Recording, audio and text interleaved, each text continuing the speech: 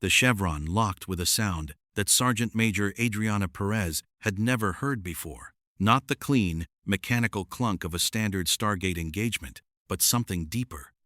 Something that vibrated through the concrete bones of Cheyenne Mountain like a tuning fork struck against the spine of the world. Every technician in the gate room looked up from their consoles. Sergeant Harriman's fingers hovered over his keyboard, frozen mid-keystroke. "Sir." His voice was controlled, professional, stripped of the edge that was already climbing his throat. "We're not dialing out." General Hank Landry stood at the observation window above the gate room, coffee mug halfway to his lips, watching the 7th chevron lock without anyone touching the DHD. "I can see that, Sergeant." The Stargate's inner ring spun not the deliberate, symbol-by-symbol rotation of a standard dial sequence, but a sustained, resonant rotation that sent harmonics through the iris mechanism and made the titanium barrier hum like a struck bell. 3 technicians began shouting readings simultaneously. The gate's naquadah frame was absorbing energy from somewhere that wasn't the mountain's power grid, wasn't any reactor on Earth, wasn't anything the SGC had cataloged in 9 years of gate operations. The kawush erupted. But it wasn't blue. The unstable vortex that exploded outward from the gate's center burned a deep copper gold, the color of something ancient and deliberate, the color of a universe that had been calculating its coordinates for a very long time. It reached the full extent of its vortex arc, then snapped back into a shimmering event horizon that pulsed with that same metallic luminescence. The iris had automatically slammed shut, but Harriman was already reading power spikes that made his stomach drop. "The iris is holding, sir, but whatever's on the other side is pushing. The event horizon is stable, but General, I'm reading a gravitational signature consistent with a planetary mass object trying to establish materialization." A planetary Landry set down his coffee. "Close the iris codes. Get SG-1 to the gate room. Get Dr. Lee. Get whoever's running the night shift in astrophysics and get them running now." He was already moving toward the stairs. In the corridor outside, Cameron Mitchell was 3 steps ahead of him, still pulling his jacket on, P90, held loosely in his other hand. The easy combat readiness of a man who'd learned long ago that Cheyenne Mountain had no such thing as a quiet Tuesday. Samantha Carter materialized from the opposite hallway, tablet already in hand, her eyes doing that rapid scanning thing they did when she was processing faster than she could speak. Daniel Jackson appeared from the direction of his office, a translation tablet tucked under one arm, looking the way he always looked, like a man perpetually 2 seconds from discovering something that would either save the galaxy or end it. Teal'c walked in perfect silence behind them all, a staff weapon resting across his shoulders, his expression exactly what it always was, absolute, patient readiness. "Talk to me, Carter," Mitchell said, reaching the observation window. "The gate received a 9 chevron address," Carter said, pulling up the energy readout on her tablet, "but not from any DHD or dialing computer in our network. The signal came from inside an active wormhole. Something used the gate network as a delivery conduit. The power source isn't naquadah-based. General," she turned to Landry, "whatever is about to come through, it isn't using our technology." "Could it be Ori?" Daniel asked. Teal's eyes moved to the shimmering gold horizon below. "The energy signature does not match prior technology, nor Ancient, nor Asgard." He paused. "It is unlike anything I have observed in 30 years of Jaffa service." The gate room shook. Not an explosion, a pressure wave, massive and mechanical, a deep resonant thrum that rolled through the mountain like the footstep of something incomprehensibly large. The golden event horizon pulsed once, twice, then stabilized, and the iris, still closed, began registering contact, not the compressed molecular impact of a traveler rematerializing, but a sustained, distributed pressure, as if something was pressing against the titanium barrier from the other side with the patient weight of a continent. Sir, Harriman said, his voice very careful, the iris is registering distributed contact across its entire surface area. Whatever is on the other side, it isn't a person. Or a team. The contact surface is, he checked his readings twice. The contact surface is approximately 6 meters across. It fills the entire event horizon. End quote. That's the size of the gate, Mitchell said. Yes, sir. So whatever it is, Mitchell said slowly, it's using the whole gate. Landry looked at Carter. Carter looked at her tablet. She pulled up a secondary display, cross-referenced 3 different sensor arrays, and then stood very still for a moment, in the way she did when the numbers were telling her something she hadn't expected. General, she said quietly, the gate isn't being used as a transport point. It's being used as a data relay. The pressure on the iris, it's a signal. Whatever came through made contact with our gate network from the other side, established a 9-chevron lock, and is now attempting to transmit navigational data. She looked up. Someone is trying to tell us where they are. Landry was silent for 3 seconds. Then, open the iris. Sir, if they wanted to send a weapon through, they'd have done it already. Open it. The iris retracted. The golden event horizon shimmered, and from it nothing emerged. No traveler, no object. Just a single, sustained pulse of structured energy that hit Carter's sensors like a compressed encyclopedia, flooded the gate room's instruments with terabytes of spatial data, and then cut clean as the wormhole disengaged. The gate room went quiet. Carter stared at her tablet for a long moment. Then she walked to the nearest console, plugged in, and began translating. Everyone waited. Mitchell checked his P90 on reflex. Daniel looked at the gate like it might speak. Teal'c had not moved. It's spatial telemetry, Carter said finally. High resolution, 3-dimensional coordinates relative to our solar system's position. She looked up, and her expression was the one she wore when the universe had done something she wasn't going to be able to explain quickly. General, something very large just arrived in the outer solar system. The coordinates are approximately 4.3 AU from Earth, just beyond the orbit of Jupiter. She pulled up the long-range sensor feed, and the screen showed a passive radar return that filled the display edge to edge. They sent us their location. They wanted us to know exactly where they were. How large? Landry asked. Carter's jaw set. Nearly 6 kilometers. The briefing room erupted. Through the controlled chaos of orders being issued, Daedalus recalled from Alpha Site. Russian liaison notified. IOA, emergency contact initiated. Space Command alerted Mitchell, leaned against the doorframe beside Teal'c, and looked at the sensor image on the screen. A massive, elongated vessel, angular and powerful, carrying design philosophy that spoke of war engineering taken to its absolute conclusion. It was not Goa'uld. It was not ancient. It was not anything in the SGC's 12 years of gate mission records. But it had sent them coordinates. It had knocked before entering. Whatever it was, it had manners.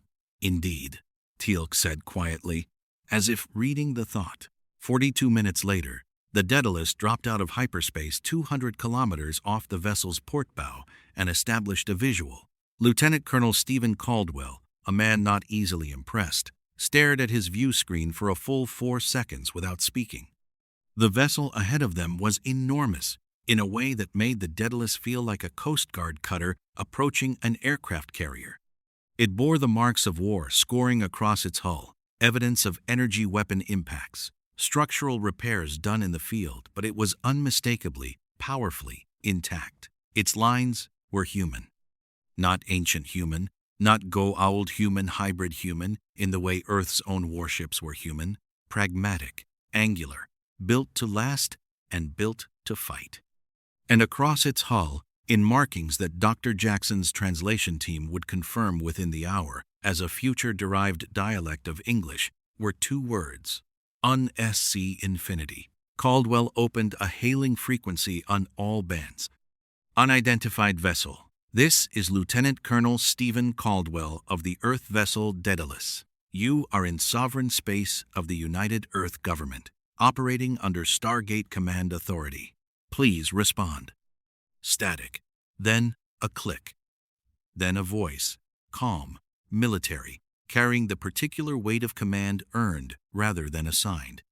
Daedalus, this is Captain Thomas Lasky of the UNSC Infinity. I'm going to be honest with you, Colonel, we have no idea where we are. Our slipspace drive is damaged, and we just watched our navigational AI spend 40 minutes arguing with your gate network's physics.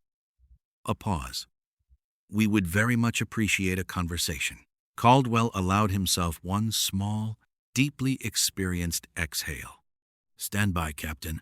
I'll patch you through to General Landry. Back at Cheyenne Mountain, as the first secure communication channel established between two human civilizations separated by the width of universes, Dr. Daniel Jackson stood at the observation window above the empty gate room and stared at the golden shimmer residue still fading from the gate's surface.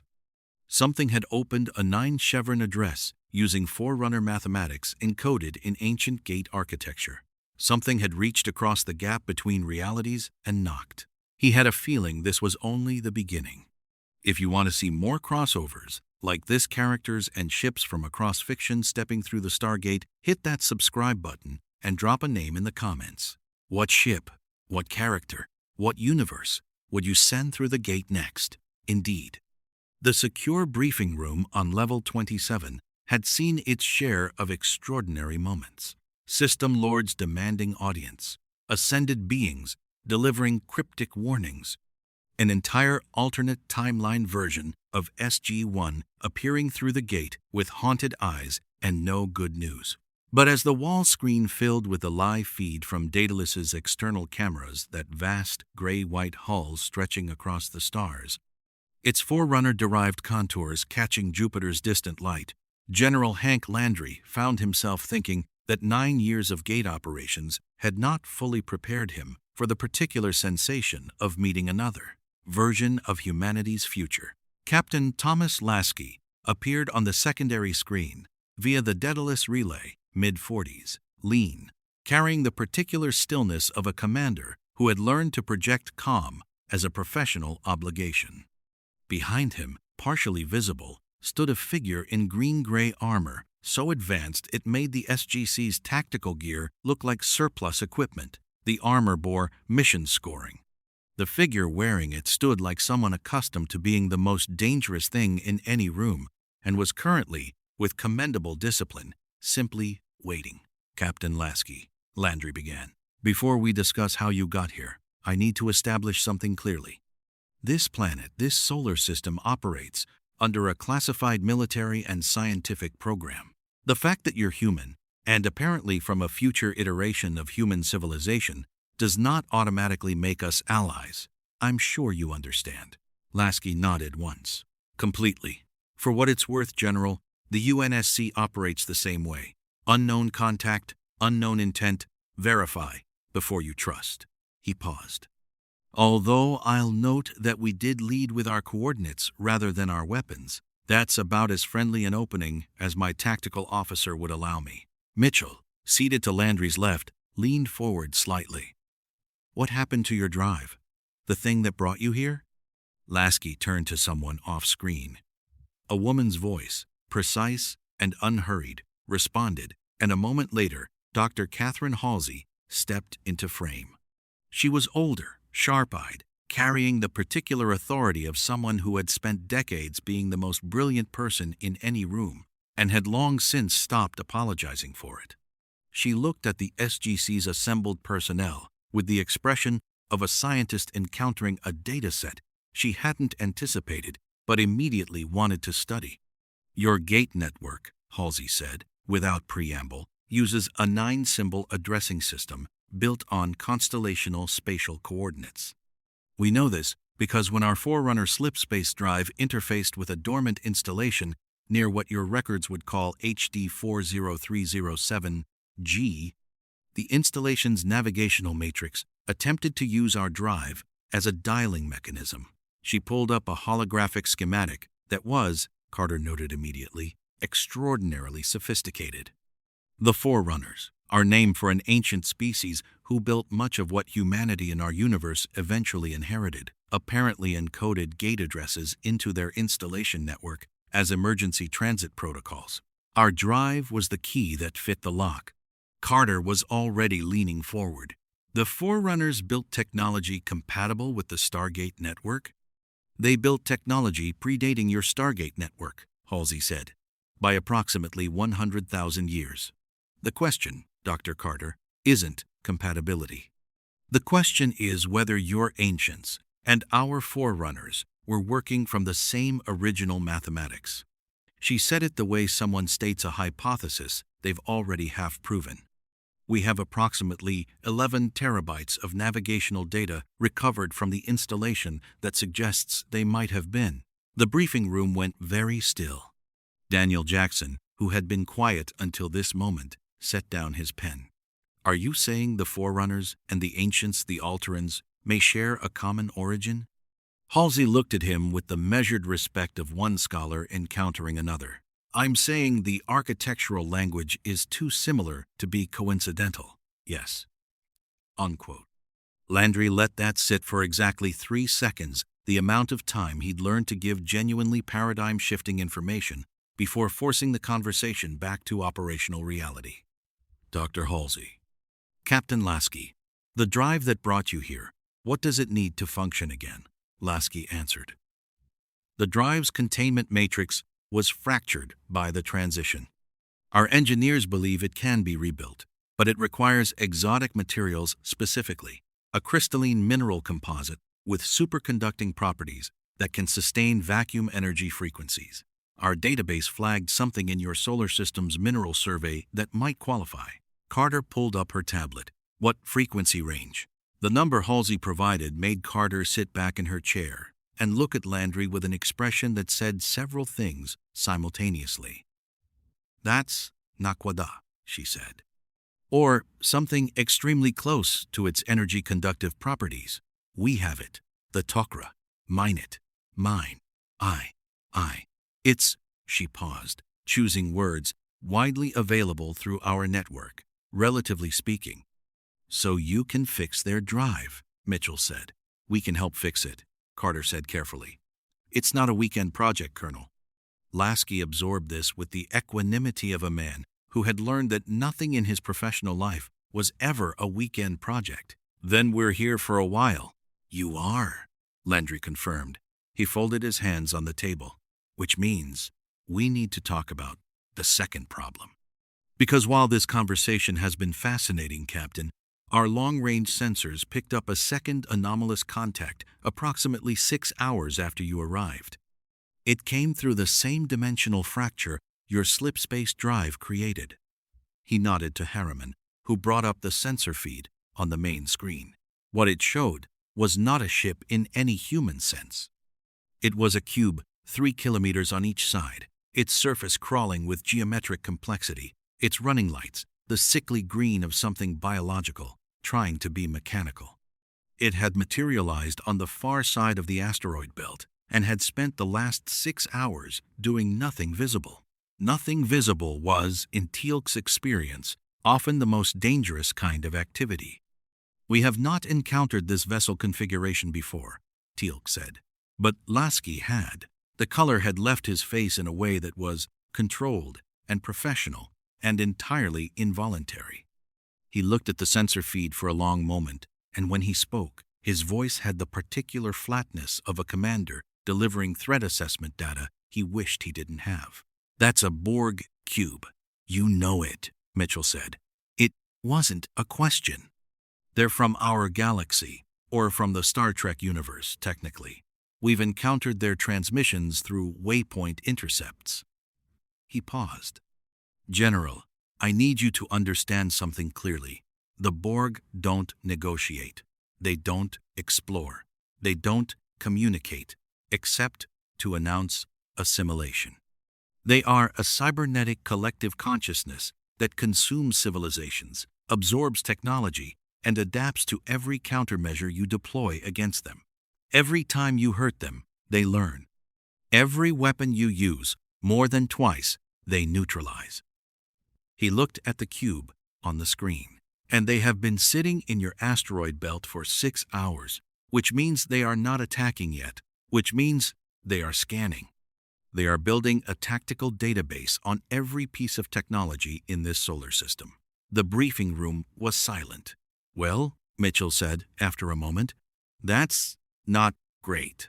No, Lasky agreed, it is not. Landry stood. In 9 years of running the SGC, he had developed a reliable internal barometer for the difference between a crisis and a catastrophe. A crisis was something you could solve with the assets you had. A catastrophe was something that forced you to build new assets in real time under fire with people you'd met 40 minutes ago. He looked at the Borg cube on the screen. He looked at the UNSC Infinity's feed.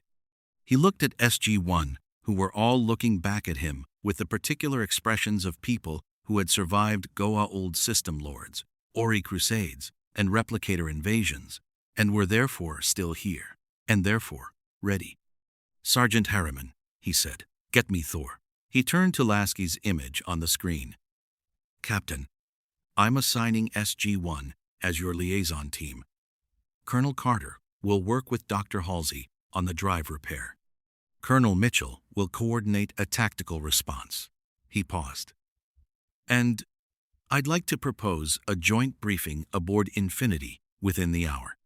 Because if what you're telling me about the Borg is accurate, we have a very limited window before 6 hours of scanning becomes something considerably worse. Lasky nodded. Agreed. I'll have Spartan Fireteam Majestic standing by for your arrival. And General, a beat. Thank you for opening the iris. Landry allowed himself the smallest approximation of a smile. Don't thank me yet, Captain. In our experience, the easy part is always the arrival. He closed the channel. The briefing room immediately filled with the controlled urgency of people who knew exactly what they needed to do next. Carter was already talking to Halsey's schematic feed. Daniel was cross-referencing Forerunner architectural data with ancient database records. Teal'c was checking the power cell on his staff weapon with the unhurried precision of a man who had been doing this for 30 years and intended to do it for 30 more. Mitchell stood, rolled his shoulders, and looked at the Borg cube on the long-range feed. 6 hours of scanning, he said quietly, to no one in particular.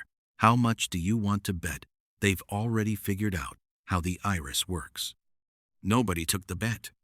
The puddle jumper broke the atmosphere over P4X 881 like a stone skipping across still water, smooth, controlled, invisible to any sensor array that hadn't been built by the ancients themselves. Mitchell had the cloak engaged before they cleared the gate's kawoosh, a reflex so deeply trained it barely registered as a conscious decision anymore. In the rear compartment, 4 members of Spartan Fireteam Majestic sat with the particular stillness of soldiers whose nervous systems had been engineered to treat patients as a tactical asset. Spartan Vale had spent the 38-minute gate transit studying the puddle jumper's control interface with the focused attention of someone memorizing a weapon. Spartan Thorn was reviewing P4X881's MALP data on a datapad Carter had configured for his armor's HUD integration, an improvised solution that had taken her 20 minutes and earned her a look of frank respect from Dr. Halsey that she suspected the older woman gave out approximately twice per decade. Spartan Lopez sat with her helmet visor down, running threat assessments. Spartan Dalton had said 4 words since the mission briefing, and all 4 of them had been operationally relevant. SG-1 had worked with Jaffa warriors, Tok'ra operatives, Asgard-enhanced soldiers, and on one memorable occasion, a partially descended ancient. The Spartans were different. They were human precisely, deliberately, extraordinarily human, and the difference between them and the Jaffa wasn't power. The Jaffa were born into a warrior caste and shaped by centuries of religious military tradition. The Spartans had been built chosen, augmented, pushed past every human boundary, and what remained was something that looked at a hostile alien planet and saw a problem to be solved rather than a threat to be feared. Mitchell found he respected that considerably. "Carter," he said from the pilot's seat, "talk to me about the installation." Carter pulled up the sensor overlay on the forward display. P4X881 was a cold world, thin atmosphere, iron-rich soil, the color of dried blood, a horizon of low, jagged peaks that looked like something had punched upward through the crust from below. The MALP had detected artificial structures 3 kilometers north of the gate, geometrically precise, non-Goa'uld, non-ancient in architectural style, partially buried under a millennium of glacial debris. The structure's power signature matches what Dr. Halsey's team recorded at the HD 40307G installation, Carter said. "It's been dormant for at least 10,000 years based on the sediment layering, but something reactivated it approximately 18 hours ago, right around when Infinity made the transition." She paused. "There's also a secondary energy reading I can't fully identify.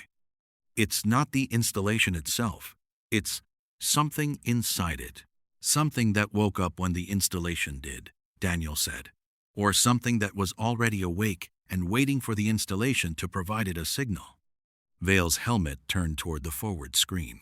"In our experience," she said, her voice carrying the even, modulated quality of Mjolnir's vocal processing, Forerunner installations that spontaneously reactivate after long dormancy periods are either an extraordinary opportunity or an immediate threat, usually both, sequentially. "Yeah," Mitchell said. "That tracks with our ancient tech experience too." Teal'c, seated in the rear starboard position, inclined his head. "Indeed. The repository of knowledge, the Dakara weapon, the time dilation device. Ancient technology is rarely benign in its reawakening.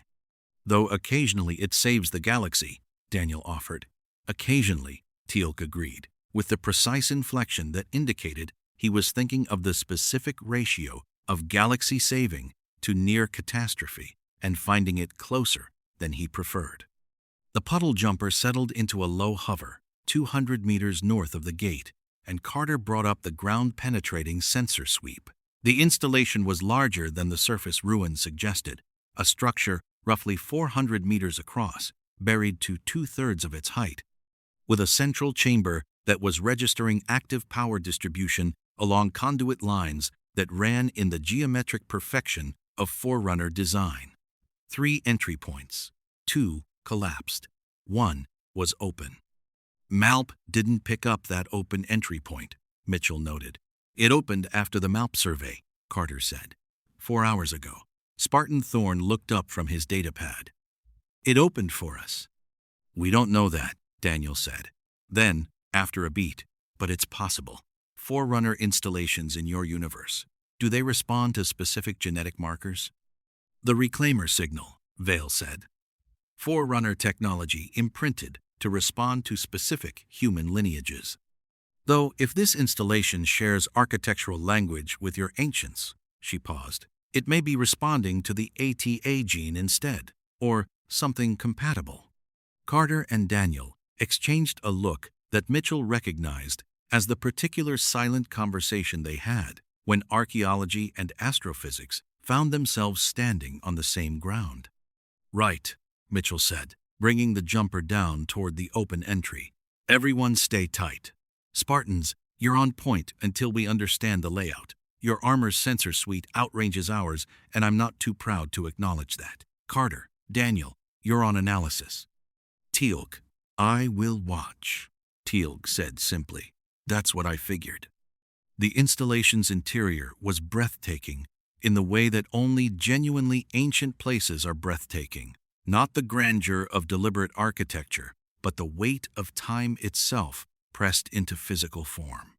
The walls were a dark, iridescent alloy that caught their helmet lights and scattered them in prismatic patterns, covered in geometric relief work that ran in continuous, interlocking lines from floor to ceiling. The floor was clean, not dusty, but swept clean. Clean in the way of a room that had simply not permitted the accumulation of debris, a maintenance function still running after 10 millennia. Active environmental systems, Carter confirmed, reading her scanner. The installation is sustaining the internal atmosphere. The air in here is general. The air composition is almost identical to Earth standard. It adjusted when we entered. It knows we're here, Daniel said. It accommodated us, Vale corrected quietly. There's a difference. The central chamber opened before them without prompting a pair of doors, 4 meters tall, parting with a sound like a held breath being released. Inside, the chamber was dominated by a structure that defied easy categorization, a column of dark metal rising from floor to ceiling, its surface covered in geometric patterns that pulsed with slow, rhythmic light, and around it, arrayed in a ring, 7 pedestals, each bearing a crystalline component of a complexity that made Carter's scanner produce a readout she stared at for 3 full seconds before speaking. It's a gate interface, she said, or it's something that talks to gates. These crystal arrays, the energy signature matches our DHD architecture, but the underlying mathematics are, she shook her head slowly, orders of magnitude more complex. This isn't a dialing device. This is something that programs gate addresses, new ones, destinations that aren't in our network. Cross-dimensional addresses, Daniel said, and he said it with the particular quiet of someone watching a hypothesis become a fact. The dimensional fracture that brought Infinity here, Vale said, and the Borg cube. This installation created it, Carter said. Or, it responded to Infinity's slipspace drive and used the fracture as a gate address. It punched a 9-chevron destination through to our network using Forerunner ancient, compatible mathematics. She looked at the column, at the pulsing geometric light, and then it left the address open, like a door held ajar. The Borg came through the same door, Mitchell said. Yes, so if we close this installation down, nothing else comes through, Carter confirmed.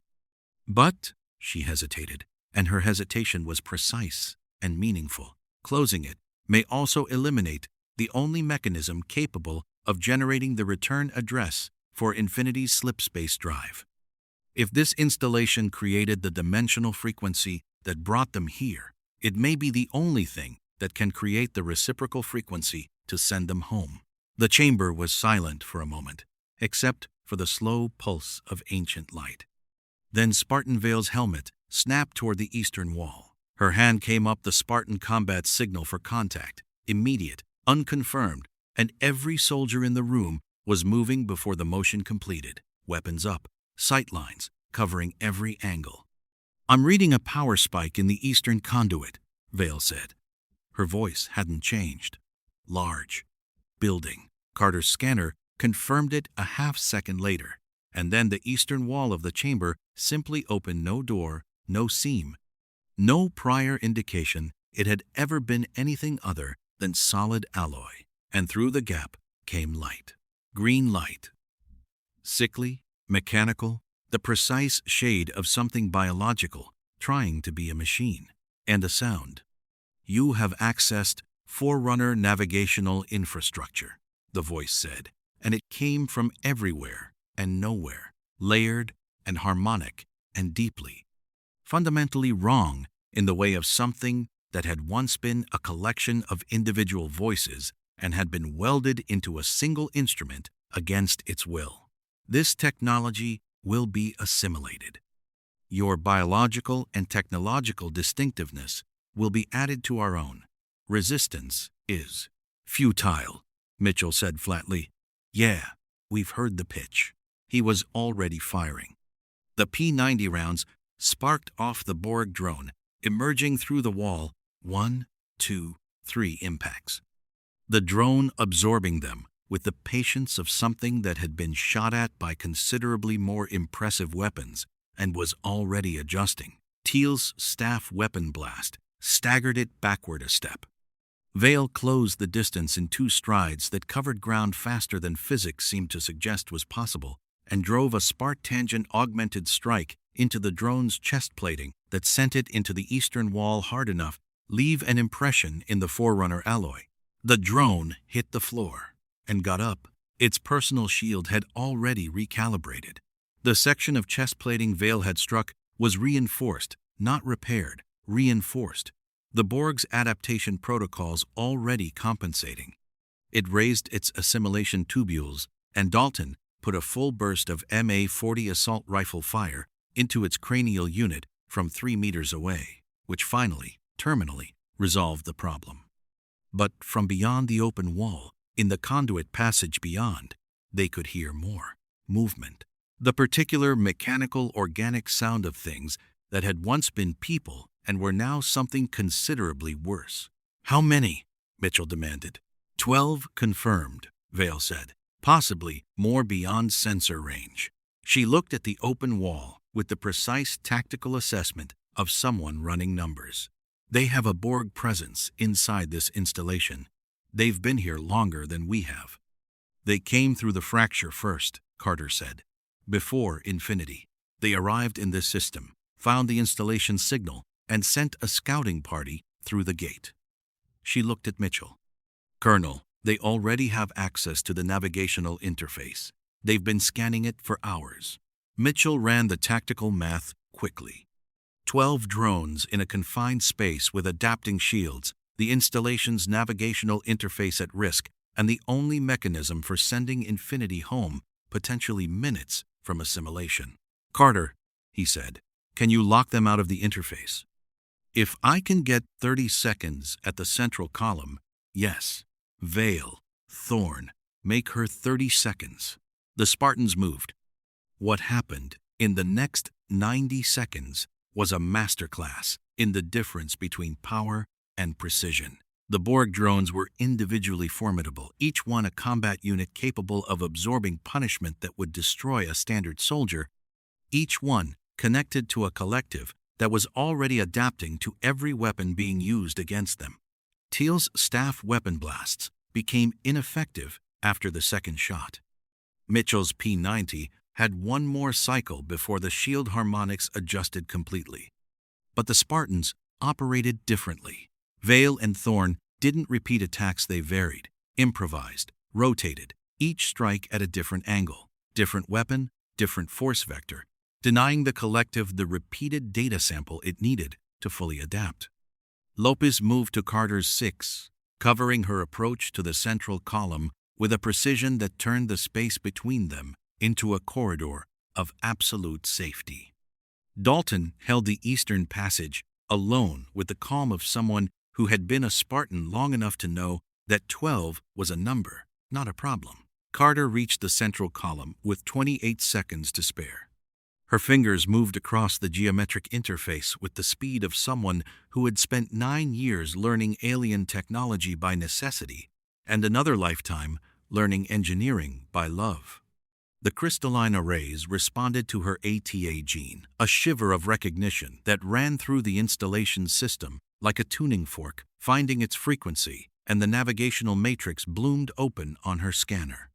Display, vast and complex, and, she realized with a lurch of awe she didn't have time to fully process, beautiful. She found the dimensional conduit address in 11 seconds. She began the lockout sequence in the next 7. The Borg drones in the passage surged. They knew what she was doing, and Vale put herself between them and Carter with absolute, immovable physicality. 14 seconds, Colonel, Carter said. Take them, Mitchell said, and pulled the pin on his last flashbang, which bought exactly the confusion it needed to buy. Carter closed the dimensional conduit at the 11-second mark. The Borg drones stopped. It was instantaneous and absolute, not a defeat, not a tactical withdrawal, but a disconnection. The drones in the chamber froze mid-motion, their link to the collective severed, along with the conduit's closure, their coordination gone. They stood in the chamber like models of themselves, present and physical, and suddenly, deeply, irrevocably alone. One of them, a figure that had once, under the Borg architecture, been a human woman, her face still carrying the ghost of features that had belonged to someone before the assimilation turned slowly. And for one extraordinary moment, her eyes focused. Individuals, present. Daniel lowered his weapon slightly. The moment lasted 4 seconds. Then her eyes glazed again, the collective's local contingency protocols reasserting minimum function, and she was a drone, once more severed, but not free. "We need to get them back to the SGC," Daniel said quietly. "Daniel?" Mitchell started. "They're people, Cam. They were people." He looked at the frozen drones. "Some of them might still be in there." Mitchell looked at the drones. He looked at Vale, who was watching the exchange with the particular stillness of a Spartan who understood exactly what was being said and what it cost to say it. He looked at Teal'c, who met his eyes and gave the smallest of nods.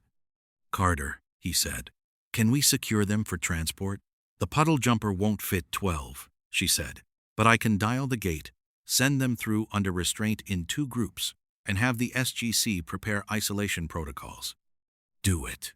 He opened his radio. "General Landry, this is Mitchell. We've secured the installation and locked the dimensional conduit. We have 12 Borg drones, severed from the collective, in custody." A pause. "We're also going to need Dr. Fraser's," he stopped, remembering. "We're going to need the medical team at full readiness. And sir, the Borg were already here. They had a head start on the installation's navigational data." He looked at Carter. "How much did they get?" Carter's expression gave him the answer before she spoke. "Enough to know Earth is here," she said, "and enough to know what defends it. In the asteroid belt, 4.3 AU from the blue planet that tasted of 10,000 years of gate network civilization, the Borg cube processed the data relay from the severed scouts and found it satisfactory. Earth, ancient technology, naquadah-based weapons. A gate network connecting thousands of inhabited worlds, thousands of species, thousands of technologies, thousands of biological and cybernetic distinctivenesses that the collective did not yet possess. It began moving. The dataless bridge had a particular quality of light at battle stations, red-tinged, focused, every console casting its own small glow upward into the faces of people who knew exactly what the color change meant. Caldwell stood at the center of it with his hands clasped behind his back, watching the long-range sensor feed-track the Borg cube's slow, inexorable movement through the asteroid belt, and thought about what Lasky had said in the briefing. "Every weapon you use more than twice, they neutralize." The Daedalus carried Asgard beam weapons, a gift from Thor's people in their final hours. Technology that represented the culmination of a civilization's entire scientific legacy compressed into ship-mounted emitters. Those weapons had ended replicators, staggered Ori warships, and made the Daedalus the most powerful Earth vessel in the Gate network. Against the Borg, they would work exactly twice before the collective adjusted. He opened a channel to Infinity. Lasky appeared on the secondary screen, standing at his own battle bridge, which made the Daedalus's command deck look like a municipal parking structure by comparison. Behind him, the controlled urgency of a crew who had been at war long enough to make urgency feel like a resting state. "They're moving," Caldwell said. "I see it," Lasky replied. "Speed, 0.03 light. At current velocity, they reach the inner system in approximately 9 hours. "They're not rushing," Lasky said. "That's deliberate. They want us to watch them come." "Psychological pressure," Caldwell said. "Tactical patience," Lasky corrected. "They're still scanning. The movement is secondary to the data collection. They want to know everything about this system before they commit to an assault posture." He turned to someone off-screen. "Ops, what's our max status?" The response was inaudible to Caldwell, but Lasky's expression gave him enough. "Colonel," Lasky said, turning back, "I need to be direct with you. Infinity's Mark IV Mac rounds will impact the Borg cube's hull with approximately 14,000 tons of force at 30 kilometers per second. The first 2 rounds will breach the outer hull. Third round, they'll have adapted. After that, kinetic impactors become furniture rearrangement. He paused. We need to be talking about what happens after the third shot, before the first shot is fired. Caldwell considered this with the professional respect it deserved. Noted, stand by for a joint tactical briefing.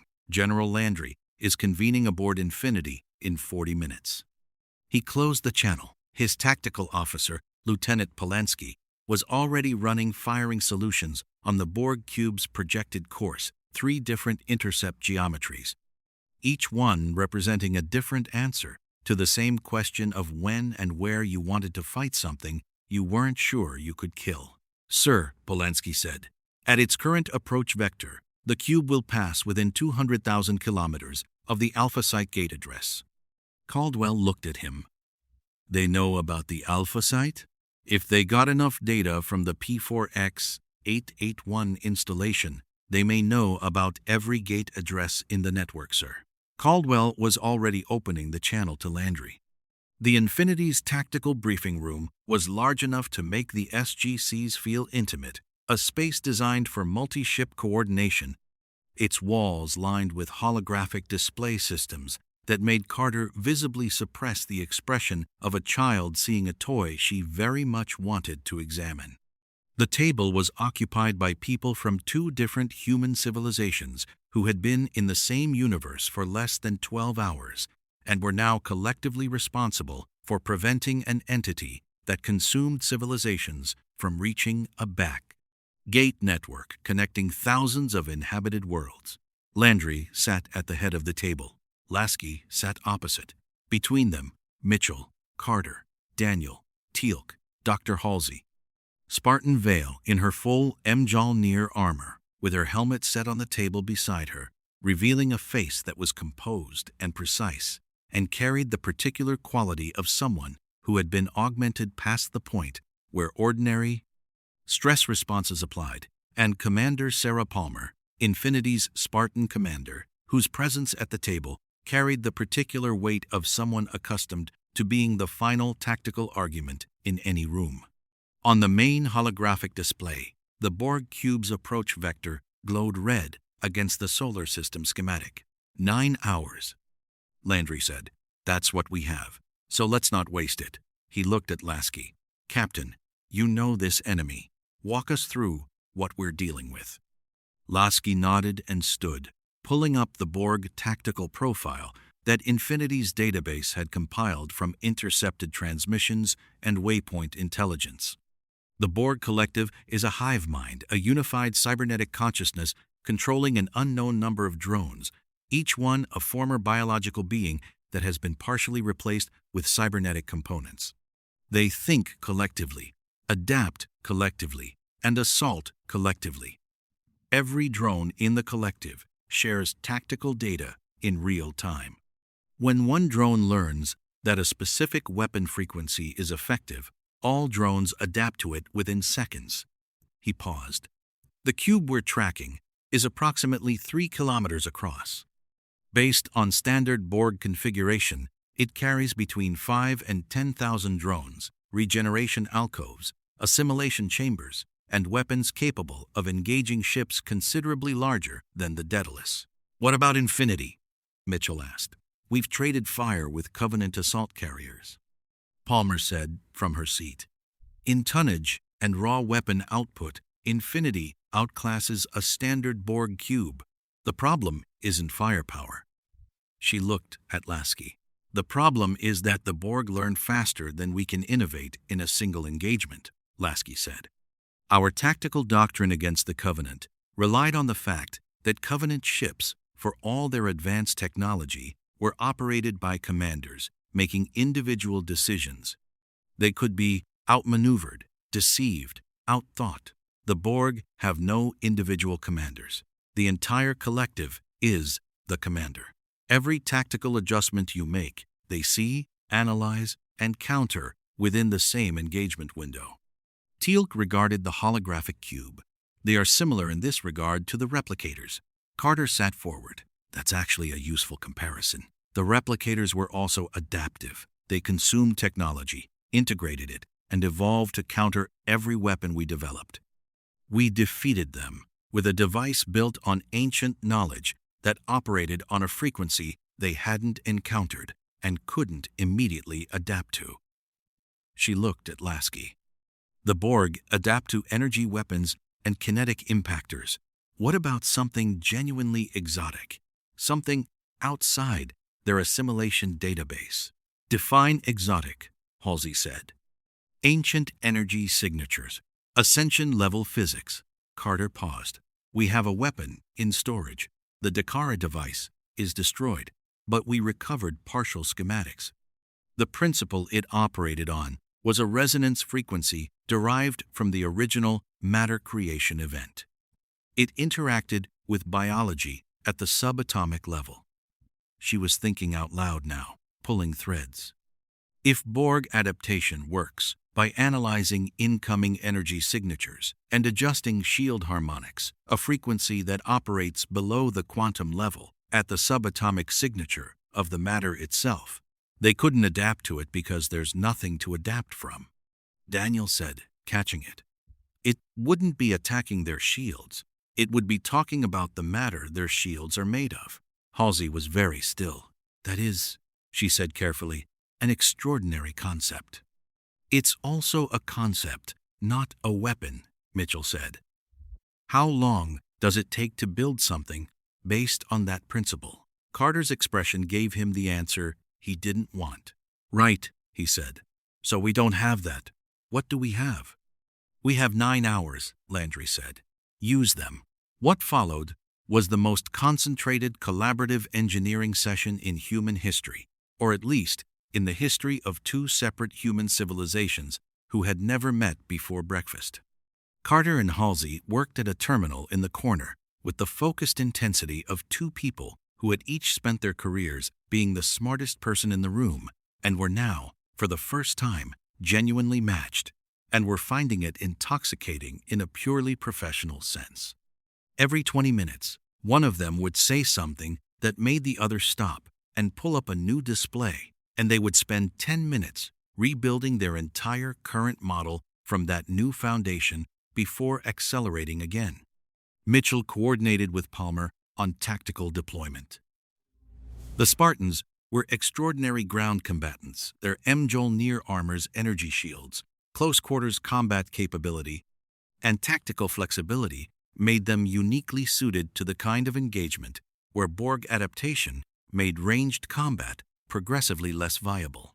If the cube reached inter-system range and began deploying drones for assimilation, having Spartan fire teams on the ground would be the difference between containment and catastrophe.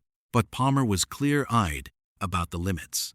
In sustained engagement, she said, even Spartan shields adapt more slowly than Borg assimilation protocols. We can hold a position.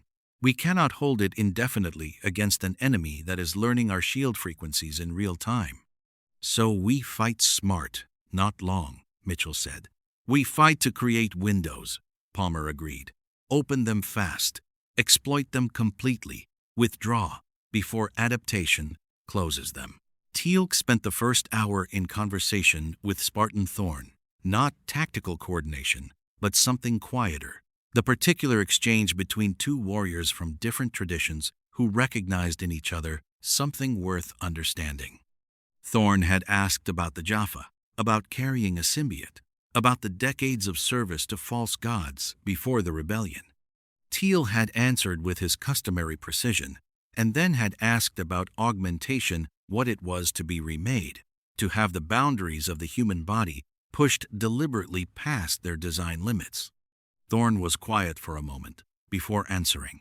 It isn't the physical change that takes adjustment, he said. It's learning that your strength doesn't solve the kinds of problems that matter most. He paused. The ones that require someone to make a choice. Teal'c regarded him with the solemn respect one warrior gives another when they have said something true. Indeed, he said. Daniel, meanwhile, had retreated to a secondary terminal with the installation's navigational data and the Forerunner architectural files Halsey had provided, and had spent 4 hours in the particular focused silence of a man chasing a connection between two civilizations separated by dimension and time. When he emerged, his expression was the one he wore when archaeology had done something that changed the shape of history. "Sam," he said, interrupting Carter and Halsey mid-formula, "the Forerunner installation's navigational matrix, it isn't just a gate interface, it's a record. It has a database of cross-dimensional addresses built over what appears to be millions of years of operation, and in that database, he pulled up his translation on the nearest screen. There's a recurring reference to a civilization the Forerunners called the Alterai." Carter and Halsey both looked at the screen simultaneously. "Alterai," Carter said quietly. "Alteran," Daniel confirmed. "The Ancients. The Forerunners knew about them. Not just through compatible technology, they corresponded. There are navigational exchanges in this database going back 3 million years. He looked at both of them. The Forerunners and the Ancients weren't parallel developments. They were in contact. They were colleagues. The briefing room had gone very quiet. Outside the viewport, the stars held their positions with the indifference of things that had been burning since before either civilization drew its first breath. And in the asteroid belt, 9 hours away, by its own patient reckoning, the Borg cube continued its approach, analyzing, learning, preparing, utterly indifferent to the extraordinary conversation happening aboard the vessel it intended to assimilate. Then Caldwell's voice came over the comm. "General Landry, Captain Lasky." His voice carried the particular quality it had when the news was neither good nor bad, but simply urgent and immediate. "Long-range sensors are picking up a hyperspace window opening at the edge of the system. It's not the cube. The cube is still on its approach vector." A pause. "It's an Ori warship. And it's not alone. 3 of them." The sensors confirmed it within seconds. 3 Ori warships dropped out of hyperspace in a spread formation that positioned them between the inner system and the Borg cube's approach vector. A perfect strategic intercept. Not attacking, not yet. And then the communications system broadcast on all frequencies a human voice, resonant with the particular power of someone channeling something vast and patient and cold. "People of this world," Pryor said, "the Ori see your struggle. The Ori offer their protection." A pause, weighted with the particular calculation of something that understood how desperate people accept help. "Bow before the Ori, and the abomination that approaches shall be turned away. Resist and face it alone." Another pause. "Origin is the path. The path is clear. D. M. M. M. M." In the briefing room, nobody spoke for 3 seconds. Then Mitchell said, very quietly, "You know, just once, I'd love an alien crisis that didn't come with a sales pitch attached." The Ori warships held their position with the particular patience of things that had never needed to rush. Each vessel was a cathedral-made weapon, kilometer-long superstructures of white and gold that caught starlight and returned it amplified. Their surfaces unmarked by any engagement because nothing in this galaxy had yet found a way to mark them. 3 of them arranged in a triangle formation between the inner system and the approaching cube. And on every frequency, the Prior's voice continued its measured, implacable invitation. Landry muted the transmission. "Options," he said. "Don't bow," Mitchell said immediately. "That's a preference, Colonel, not an option." "Sir, with respect, it is absolutely an option. It's just the wrong one." Mitchell leaned forward. "The Ori don't protect. They consume differently than the Borg. Instead of assimilation, they want worship. And the end result for the worshipper is the same. You trade your autonomy to a power that feeds on your submission." He looked at Lasky. "Sound familiar?" Lasky's expression was carefully neutral. The Covenant offered religious devotion as the framework for subjugation. Yes, different theology, identical dynamic. "The Ori gain literal power from worship," Carter said, "for Halsey's benefit. They're ascended beings, energy consciousness existing on a higher plane, and the belief of the faithful in their home galaxy feeds that power directly. They're here because the Ori Crusade has been expanding into our galaxy for 2 years. Every world that converts adds to their strength. Halsey processed this with characteristic speed. So, accepting their offer doesn't just cost you independence, it actively makes them more powerful. Correct. Then the offer is structured to be irresistible, Halsey said. Existential threat approaching. Salvation available at the cost of autonomy. The timing of the Borg cube's arrival and the Ori appearance is, she paused, too convenient. Daniel was already pulling up the communication logs. The prior knew about the cube, or they knew about the dimensional fracture. They may have been monitoring the Forerunner installation's reactivation signal. He looked at the logs. If an Ori prior intercepted the same navigational data the Borg recovered from P4X-881, they know what the cube is.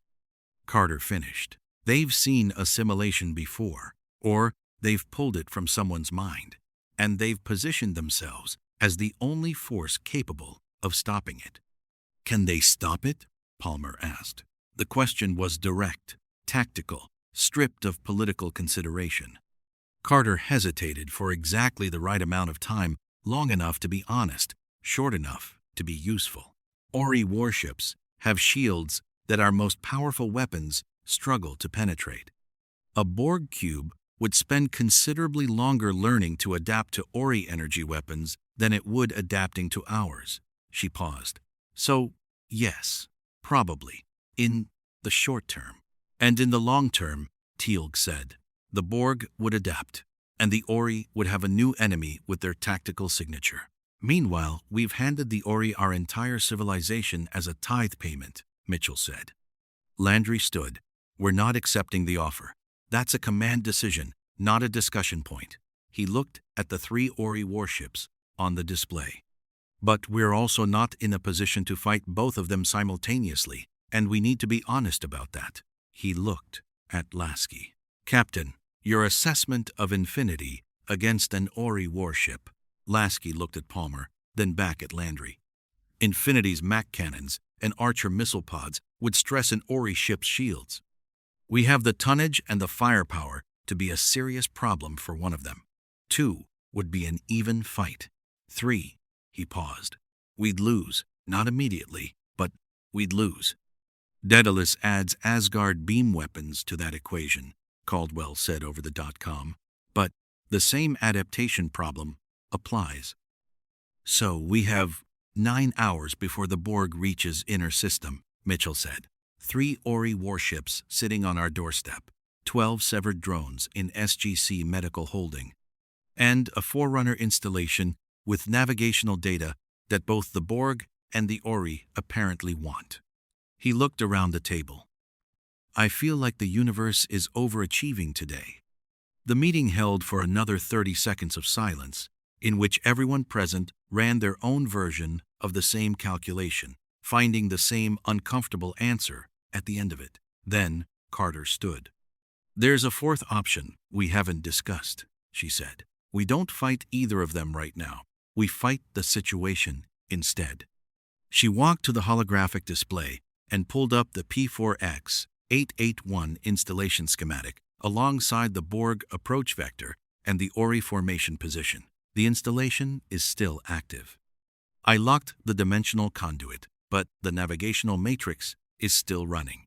And according to Daniel's translation, it has 3 million years of cross-dimensional gate addresses in its database. She looked at Halsey. Including, presumably, the reciprocal address for Infinity's home dimension. Yes, Halsey said carefully. What are you suggesting? I'm suggesting we go back to the installation, access the full navigational database, and look for something neither the Borg nor the Ori know exists yet. She turned to Daniel. The Forerunner ancient correspondence files. 3 million years of exchange between 2 of the most advanced civilizations this universe has ever seen. If they were working from the same mathematical foundation, Daniel's eyes widened. He saw it. There might be a frequency in those files that predates both Ori ascension and Borg adaptation.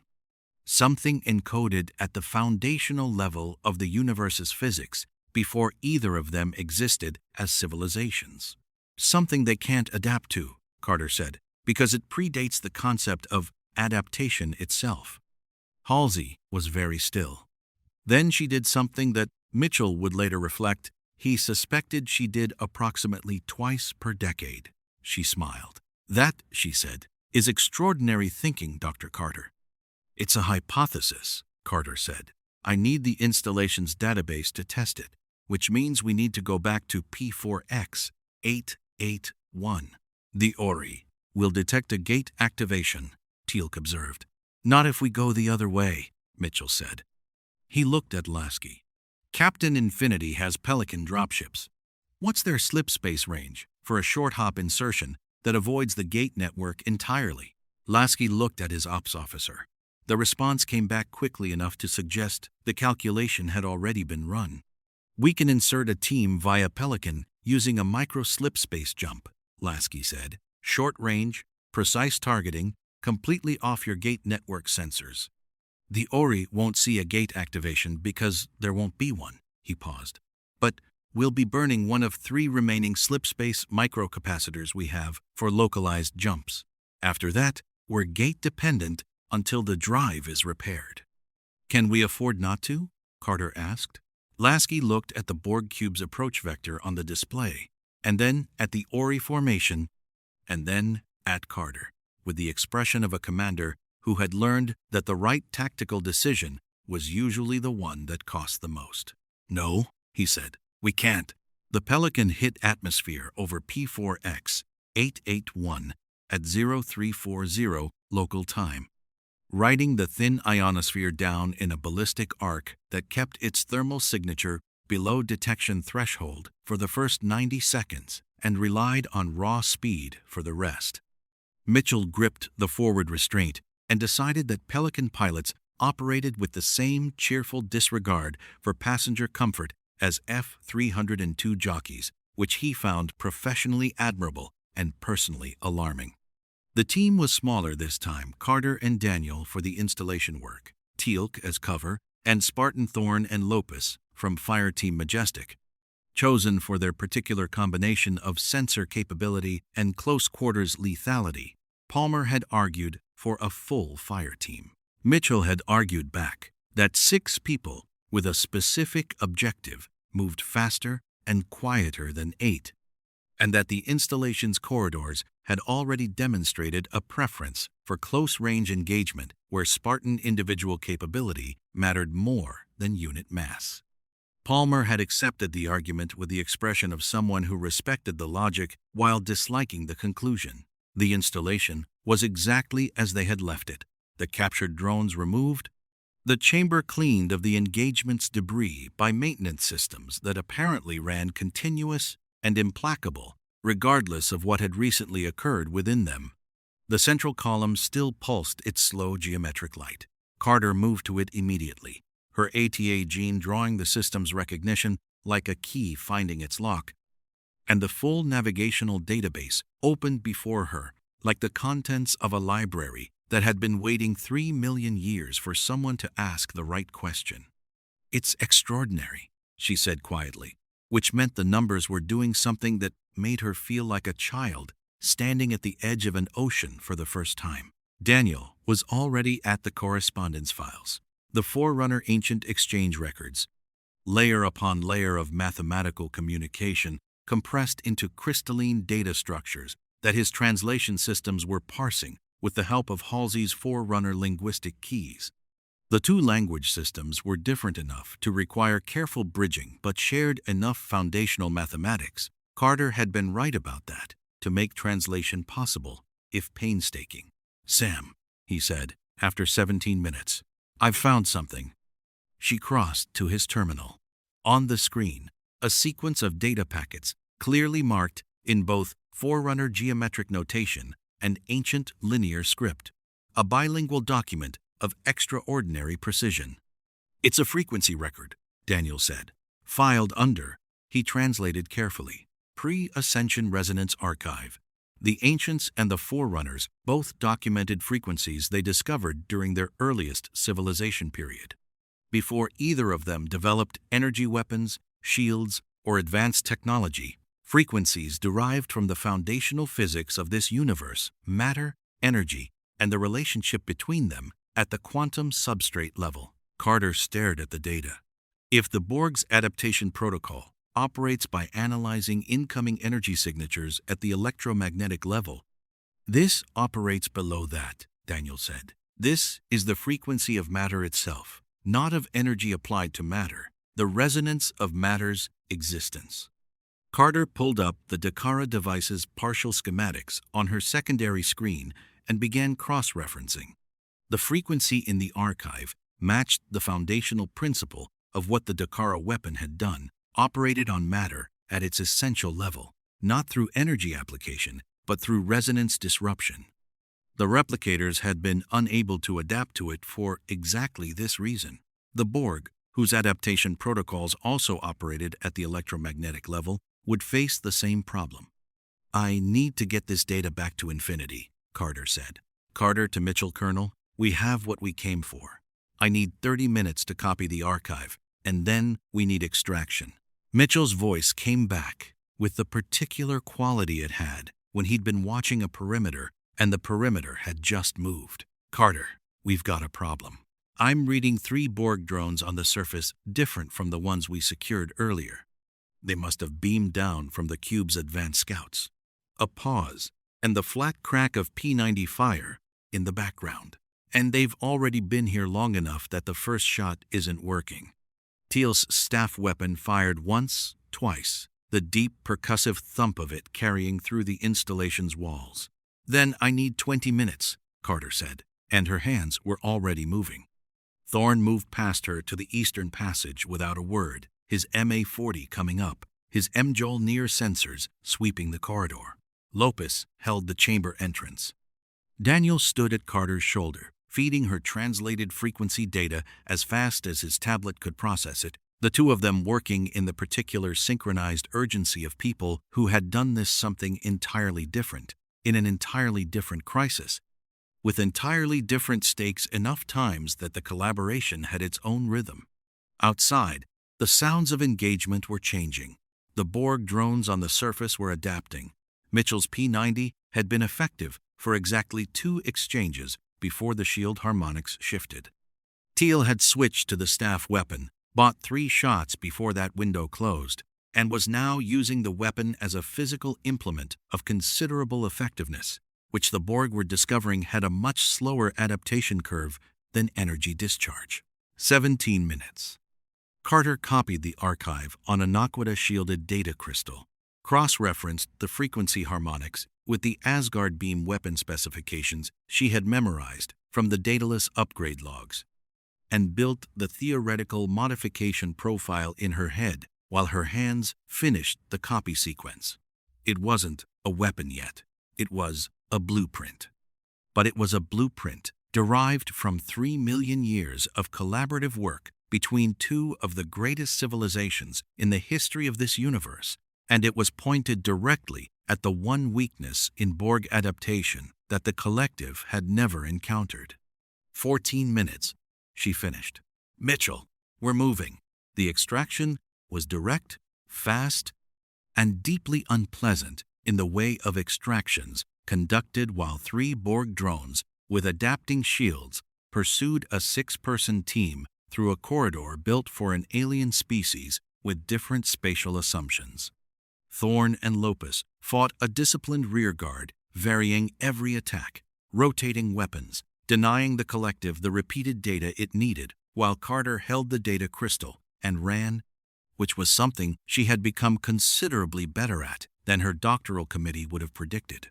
They reached the Pelican with 30 seconds to spare before the 3rd drone recalibrated completely, and the ship was airborne before the installation's door finished closing behind them. As the Pelican climbed, Carter looked at the data crystal in her hand. 3 million years of Forerunner ancient physics, a frequency that predated the Borg's existence as a civilization built from the foundational mathematics of the universe itself. Now she needed 6 hours to turn it into something Infinity could fire. Behind them, in the installation's central chamber, the navigation matrix pulsed its slow geometric light, patient and ancient, its work done. And in the asteroid belt, the Borg cube crossed the 3AU threshold and accelerated. Thor had been supreme commander of the Asgard fleet for longer than most human civilizations had possessed written language, and in that time he had encountered precisely 4 categories of event that warranted his personal, immediate attention. Goa'uld aggression against protected planets, replicator incursion into Asgard space, ancient-level technology activating without authorization, and the specific class of situation that defied all 3 categories and therefore required him to simply go and look. The UNSC Infinity qualified for all 4 simultaneously. He materialized in Carter's lab aboard Infinity, a workspace that had been allocated to her within 2 hours of SG-1's arrival and had already accumulated the particular organized chaos of a mind working at maximum capacity in the way Asgard always materialized, completely, instantly, without ceremony or announcement. Carter looked up from her workstation with the expression of someone who had stopped being startled by beaming technology approximately 6 years ago. "Thor," she said, "good timing." "I was monitoring the installation's reactivation signal," Thor said, his large gray eyes moving across the lab with the unhurried, comprehensive attention of a being who processed information considerably faster than the biological hardware he occupied suggested.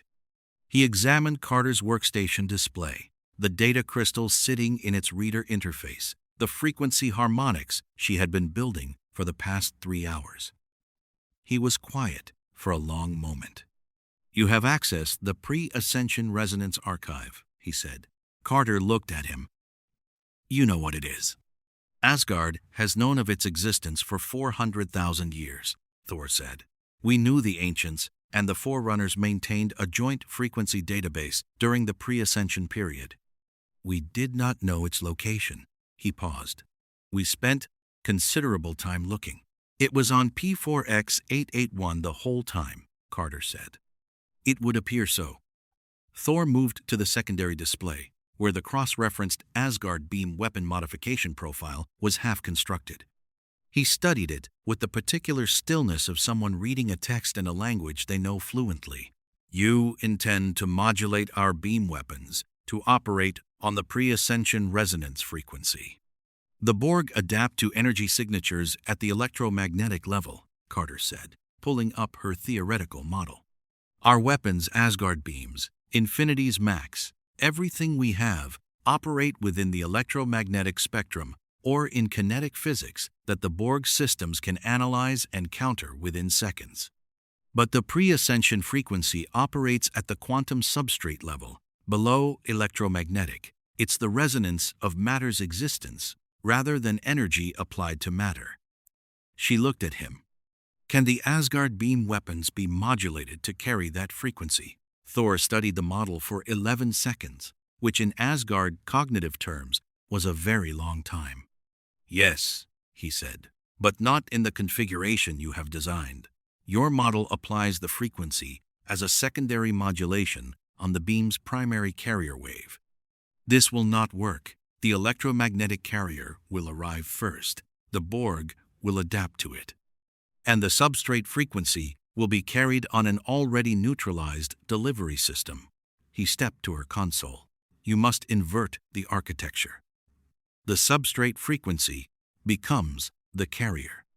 The electromagnetic component becomes the secondary modulation, present only to allow the weapon to interact with conventional matter. The Borg will see the electromagnetic signature and begin adapting. By the time their adaptation protocol completes, the substrate frequency will have already interacted with the target at a level below their sensor's resolution." Carter stared at the revised architecture Thor was sketching onto her display with the elegant efficiency of someone who had been doing physics for 400,000 years. "They'll be adapting to the wrong thing," she said. "They will be adapting to a decoy," Thor agreed. while the true mechanism has already functioned. ID.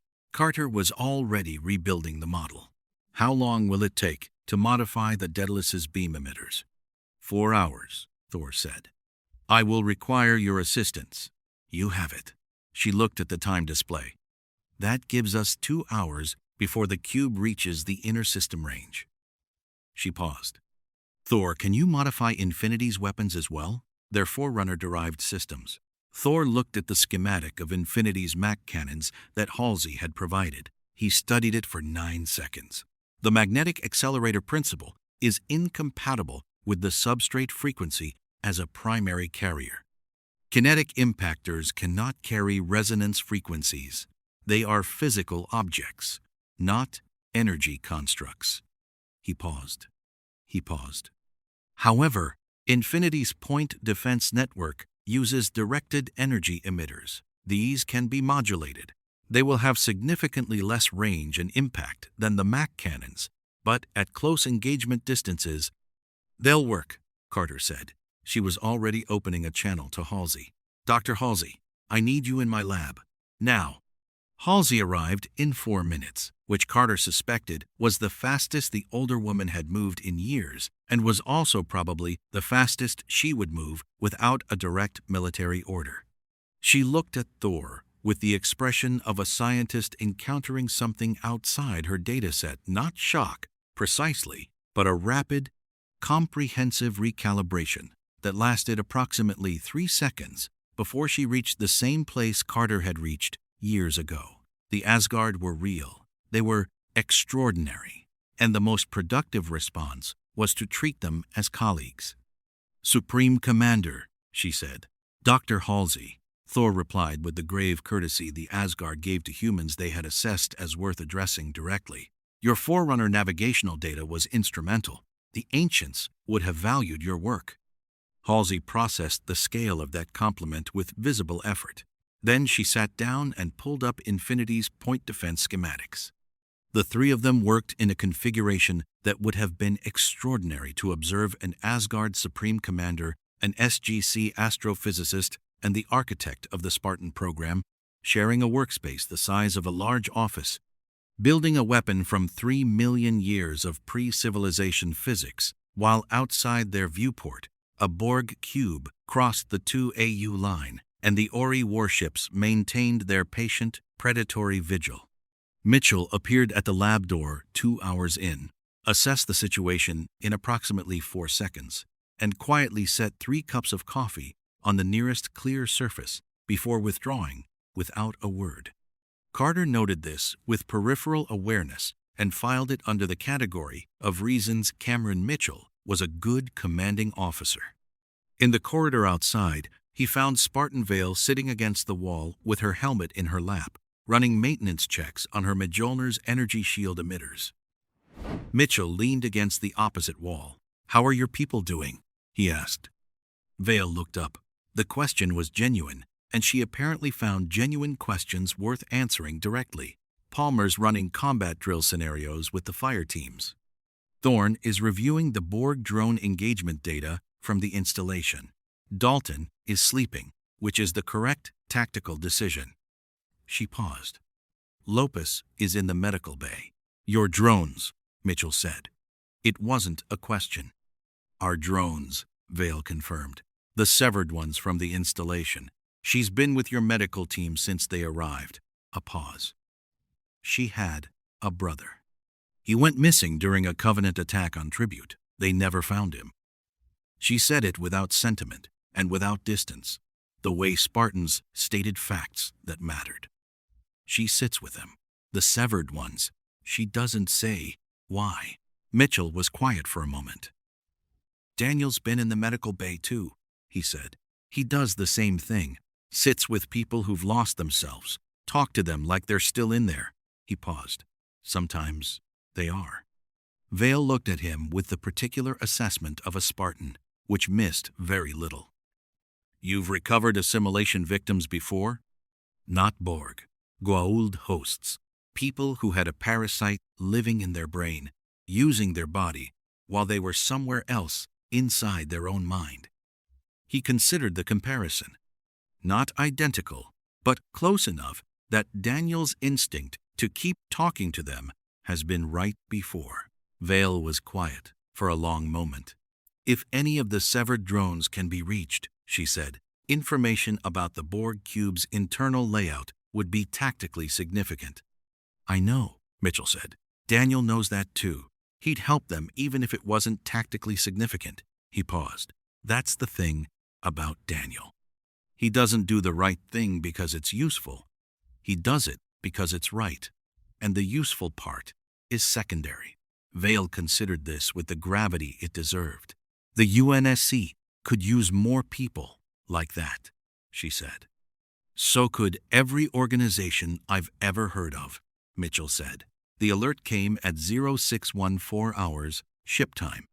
The Borg cube had crossed the 1 AU line and changed its approach vector, no longer heading for the inner system in a straight trajectory, but executing a broad sweep that brought it to within 400,000 kilometers of the Ori warship formation. Not attacking, circling, assessing, and from the Ori formation, nothing. Pryor's broadcast had stopped 2 hours earlier and had not resumed.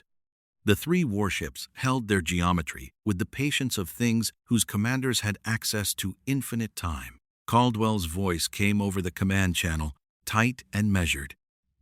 Both assets are aware of each other. Neither is engaging. My read is that both the Borg and the Ori are currently more interested in each other than in us. A pause. That won't last. Lasky, from Infinity's bridge, agreed. The Borg will assess the Ori as a higher priority acquisition, target ascended beings with technology capable of FTL transit and energy weapons of significant power. Their tactical doctrine will be to assimilate the highest value target first. And if they try, Palmer said, from the tactical station beside him, the Ori will engage, which means we may be about to watch a battle between 2 entities, either of which would individually constitute an existential threat to this solar system. Landry, in the command center. And if they damage each other, we have a window, Mitchell said, stepping onto Infinity's bridge, Carter's data crystal in his hand. Carter, how long? Carter's voice came from the lab. 20 minutes. Thor is completing the dataless emitter modification now. The point defense modulation is installed and ready. A pause. We have one shot at this, Colonel. The substrate frequency will interact with the Borg cube once. After that, the collective, even without having adapted to it, will have recorded it, and their next vessel will arrive prepared. So, we make this count, Mitchell said. We make this count, Carter confirmed. Outside Infinity's viewport, the Borg cube completed its assessment arc and changed course again, not toward the Ori formation, but toward the inner system, toward Earth. The collective had apparently decided that the Ori's energy signature was familiar enough to be addressed by adaptation protocols, while the gate-connected civilization below represented something with a complexity of technological distinctiveness worth immediate assimilation. On the Ori formation, the 3 warships began moving to intercept, not in protection of Earth, in competition for the same prize. Thor, Carter said quietly, in the lab below, we're out of time. Thor looked at the completed weapon modification on the display, then at Carter, then at Halsey. 3 beings from 3 civilizations, 3 separate journeys to this exact moment. The modification is complete, he said. The weapon is ready. Carter picked up the data crystal and stood. Then let's go win this, she said.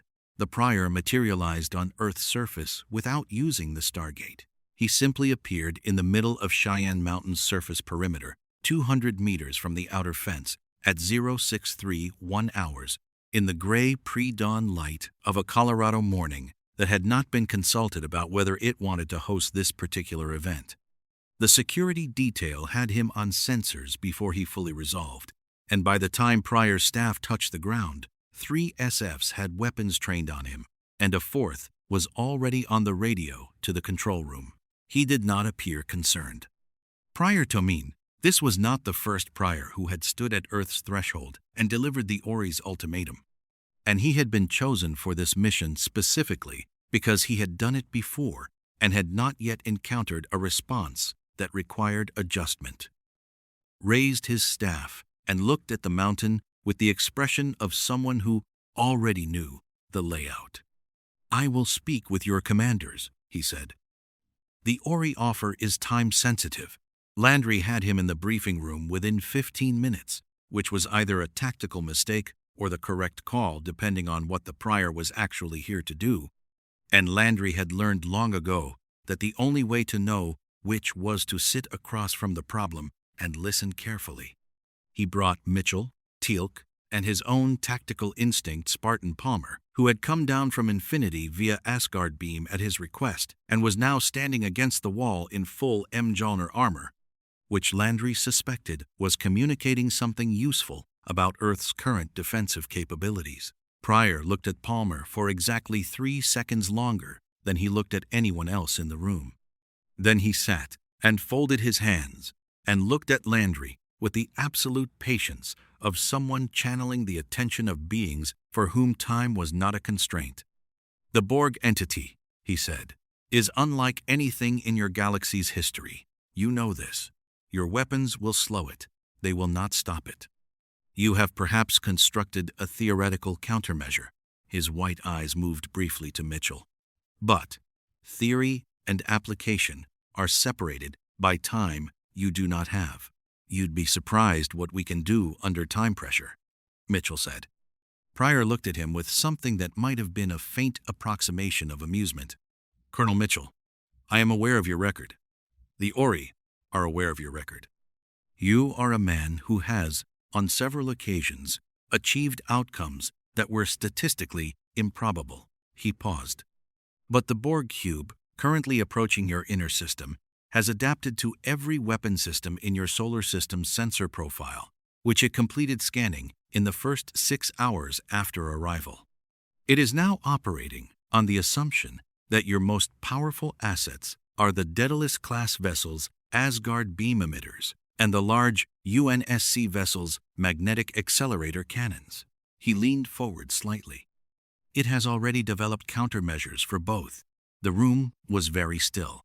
Teal's expression did not change, but the quality of his stillness shifted the particular shift of a warrior who has just received tactical information that matters and is already recalibrating. "You're telling us our weapon is already compromised," Landry said. "I am telling you that the Borg Collective is not limited to what you observed during the P4X-881 engagement," Pryor said. "The 6 hours of system-wide scanning produced a comprehensive tactical database. The drones your team encountered at the installation were not scouts. They were sensors deployed specifically to gather close-range data on your weapons, your biological signatures, your team composition." He paused. "The cube knows about the pre-ascension frequency, not its application. It has not seen the weapon. But it detected the archive's activation and has been analyzing the installation's energy output." His white eyes moved to each person in the room in sequence. "It knows you found something. It has been preparing for an unknown frequency attack since your team left P4X-881. Mitchell felt the particular cold clarity of a plan encountering the first load-bearing obstacle. "And the Ori," he said carefully, "are here to offer us what, exactly? An alternative?" "The Ori offer their warships as a forward shield," the Prior said. 3 vessels of sufficient power to engage and suppress a Borg cube for the duration required for your new weapon to be deployed. While the Ori engages the cube and holds its adaptation protocols fully occupied with Ori energy signatures, a genuinely novel input for the Borg, you deploy your pre-ascension frequency weapon in the window that Endicide engagement creates." He paused. "In exchange for which, this world and its gate-connected civilization formally acknowledges the path of origin. We become Ori worshippers," Mitchell said flatly. "You acknowledge origin," Pryor corrected. "The distinction matters theologically. It really doesn't."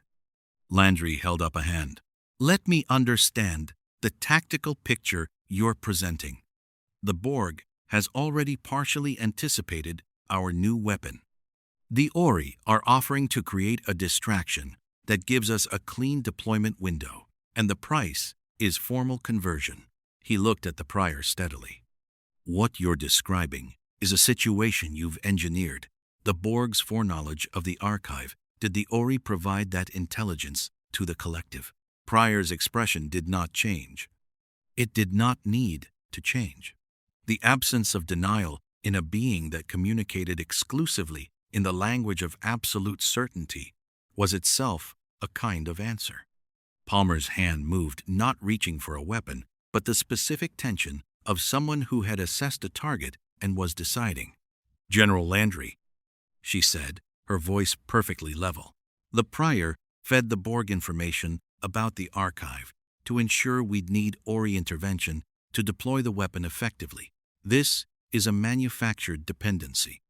"Commander Palmer," Prior said, looking at her, "your augmented physiology is remarkable. The Ori take note of remarkable things." "I'm sure they do," Palmer said. "Don't." Landry looked at Prior for a long moment with the expression he used when the political calculation was clear and the answer was the same regardless. The SGC's position on origin has not changed and will not change under coercive circumstances. That has been true through every prior visit, every plague, every crusade. It remains true now. He stood. "I'm going to ask you to leave." The prior stood as well, unhurried and entirely unthreatened.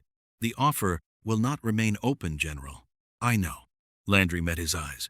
"It never does." Prior inclined his head, not a bow, precisely, but the acknowledgement of an adversary who had answered as anticipated and then simply was no longer in the room. In the silence that followed, Mitchell ran the tactical problem with the cold speed his years in special operations had built into him. The Borg had partial foreknowledge of the pre-ascension frequency. Not its application, the prior had said, not the weapon itself, just the fact of the archive's activation, which meant the collective knew an unknown frequency was coming, which meant their adaptation protocols would be running at maximum sensitivity the moment the first shot fired, looking for anything unusual in the incoming energy signature. "Carter," he said, opening the comm, "we have a problem with the weapon." Carter's voice came back immediately, which meant she had been monitoring. "I heard. The Borg is prepared for an unknown frequency attack." A pause. "Thor the Prior said they know about the archive activation, but not the weapon's application. Does that change anything?" Thor's voice joined the channel, measured and precise. "It changes the deployment strategy. If the collective's adaptation protocols are at maximum sensitivity, they will detect the substrate frequency component the moment it is emitted, even before impact. They will begin adapting before the weapon reaches the target." A pause. "Unless the emission profile is concealed." "Concealed how?" Carter asked. "By disguising it as something the Borg has already analyzed and cataloged." A pause. "The Borg has a complete tactical profile of this solar system's technology. It has cataloged Asgard beam emissions, Mach cannon kinetics, P90 electromagnetic signatures, and staff weapon plasma profiles. Every weapon in your arsenal." Another pause, longer this time. "The specific length of an Asgard, working through a problem of some elegance. But there is one energy signature in this system that the Borg scanned and cataloged as non-threatening, a passive system, something it assessed and dismissed." Carter understood it before he finished. "The Stargate. 1. The gate's event horizon emits a constant low-level energy signature during an active wormhole connection," Thor said. End quote. "The Borg scanned it and categorized it as transit infrastructure. Non-combatant, low priority." His voice carried something that in a human would have been satisfaction. "If we can modulate the pre-ascension substrate frequency to carry the gate's event horizon signature as its outer emission profile, the Borg sensors see an active wormhole and categorize the emission as gate transit activity, Carter said rapidly. By the time the substrate frequency penetrates the outer profile and interacts with the cube's matter at the quantum level, adaptation will be too late, Thor confirmed. Mitchell was already moving. How long will it take to implement that modification? 40 minutes, Carter said. You have 30, Mitchell said, because in 40 minutes the cube hits inner system range and the Ori make their move. He closed the comm and looked at Palmer. Commander, I need your Spartans prepped for a boarding action. Palmer looked at him with the particular expression of a Spartan who has heard an objectively dangerous tactical plan and is already calculating how to make it work. The cube. If the weapon works, we need a team inside to assess recovery possibilities for the assimilated humans before the collective reintegrates. If it doesn't work, Mitchell paused, I want people inside who can improvise. You want people inside a Borg cube as a contingency, Palmer said. I want Spartans inside a Borg cube as a contingency, Mitchell corrected. There's a difference. Ha. Palmer was quiet for 1 second.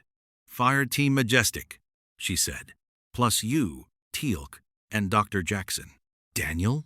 Mitchell said. If there are assimilation victims who can be reached, he's the one who can reach them, Palmer said.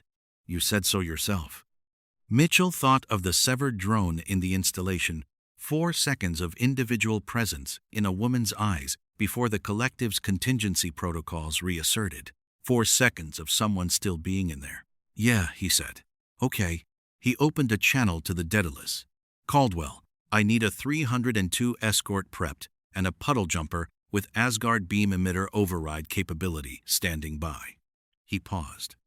And tell Eli Wallace I want him on comms for the boarding team. Lasky says the kid is the best systems interface operator on Infinity, and I want the best. Caldwell's pause was the specific pause of a man doing several calculations simultaneously. Standing by, Colonel. Mitchell closed the channel and looked at the display showing the Borg cube's approach vector, the Ori formation moving to a new position that placed them between the cube and Infinity, and the blue marble of Earth sitting at the center of everything, the gate at its heart, the network of thousands of worlds extending outward from it in every direction. In the medical bay, Daniel Jackson sat beside the bed of a severed Borg drone, a man, probably, under the cybernetic overlay, though the biological components were compressed beneath so much machinery that certainty required imagination. He was talking, quietly, in the unhurried way he talked to people who might or might not be listening, about what it was like to come back from losing yourself. About a year he'd spent as an energy being on a plane of existence that had no coordinates, about the particular difficulty of returning to a body, to a name, to a self that had been somewhere else. He didn't know if the drone could hear him. He talked anyway.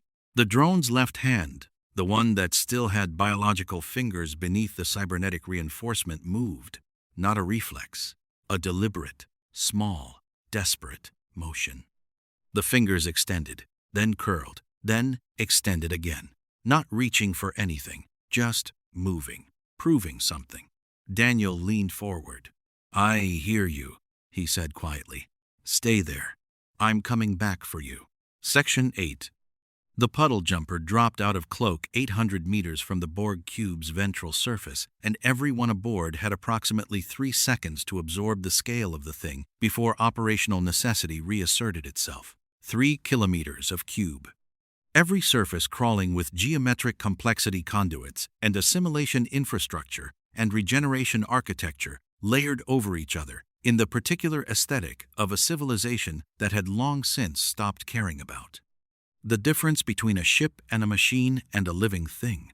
The green running lights gave everything within visual range a sickly luminescence, like being inside something biological that had learned to be industrial. The cube's sheer mass blocked the stars behind it in a perfect geometric silhouette. Teal'c, who had stood inside a Goa'uld Hatak, and watched replicators consume an Asgard vessel from the inside, looked at the cube for 2 seconds, and then returned his attention to his staff weapon's power cell. He had learned long ago that the correct response to an impressive enemy was to be more impressive.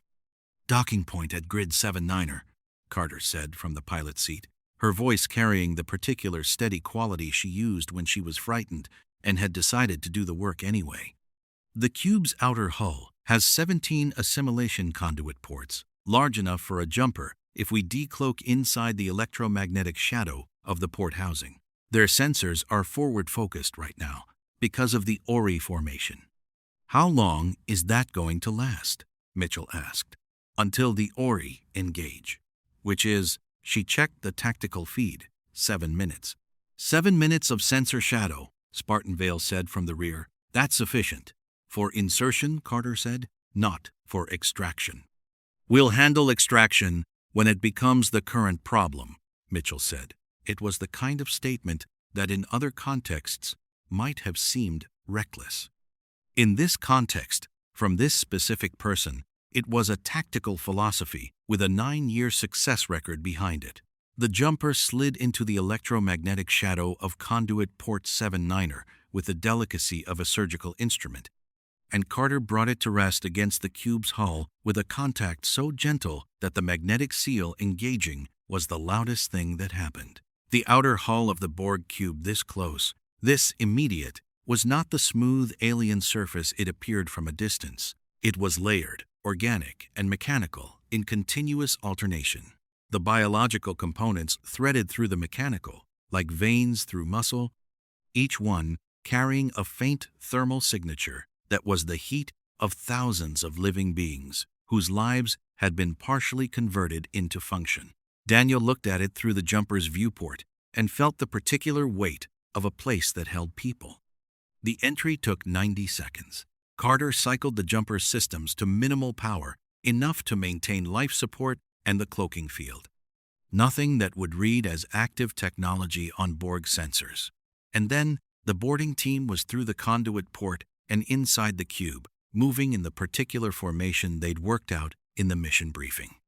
Spartans on the corners, SG-1 at the center, Teal covering the rear with the staff weapon held horizontal and ready. The interior of the Borg cube was everything the tactical briefings had described, and somehow still worse in reality.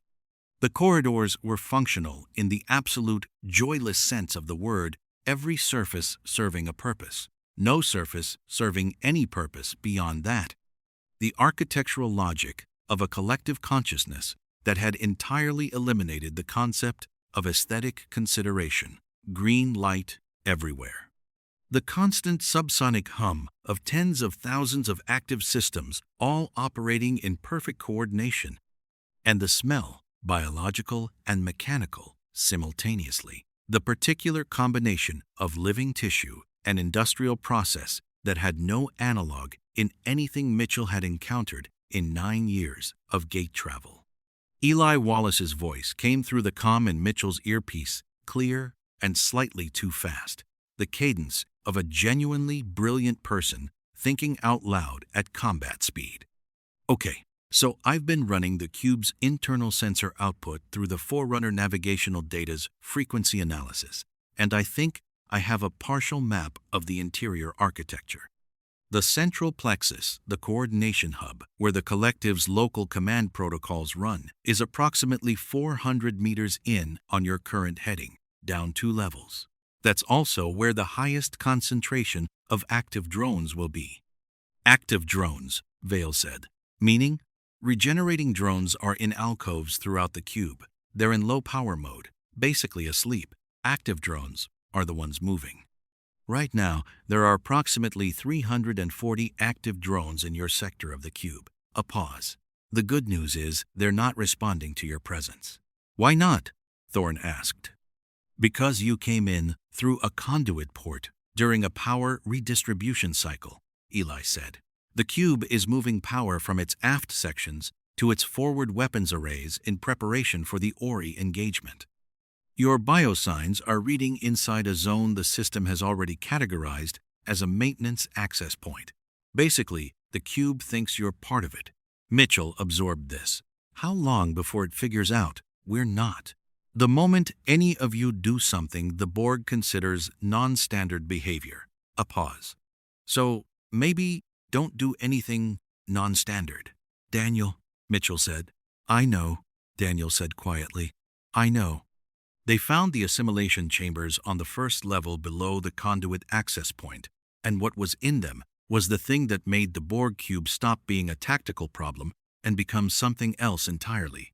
Hundreds of alcoves, hundreds of beings in various states of assimilation, some recent, their biological components still clearly dominant, their faces still carrying the particular horror of people who understood exactly what was happening to them and could not stop it. Others, older, the cybernetic infrastructure more advanced, the biological original increasingly difficult to locate under the accumulated machinery. Some so completely converted that the being inside was accessible only through the faintest thermal signatures, the warmth of living tissue, compressed beneath layers of function. Lopez stopped moving when she saw them.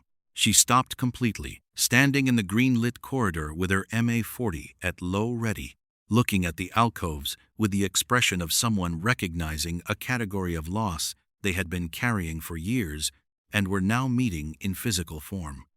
Vale put a hand on her shoulder. 1 second of contact. Lopez's breathing steadied. How many can we reach? Mitchell asked quietly. Daniel was already at the nearest alcove with his scanner. The recently assimilated, those converted within the last 48 hours, still have significant biological autonomy. The cybernetic infrastructure hasn't fully integrated with the neural architecture. If we sever the alcove connection, he checked the scanner, the collective's direct control will drop. They won't be free, but they'll be more themselves than they are now. How many recently assimilated? Vale asked. 43, Daniel said, scanning rapidly down the row. And he stopped. His scanner was doing something. He looked at it, then at the alcove in front of him, then back at the scanner with the particular expression of someone who has encountered the specific, terrible coincidence that the universe occasionally produces with complete indifference to its human cost.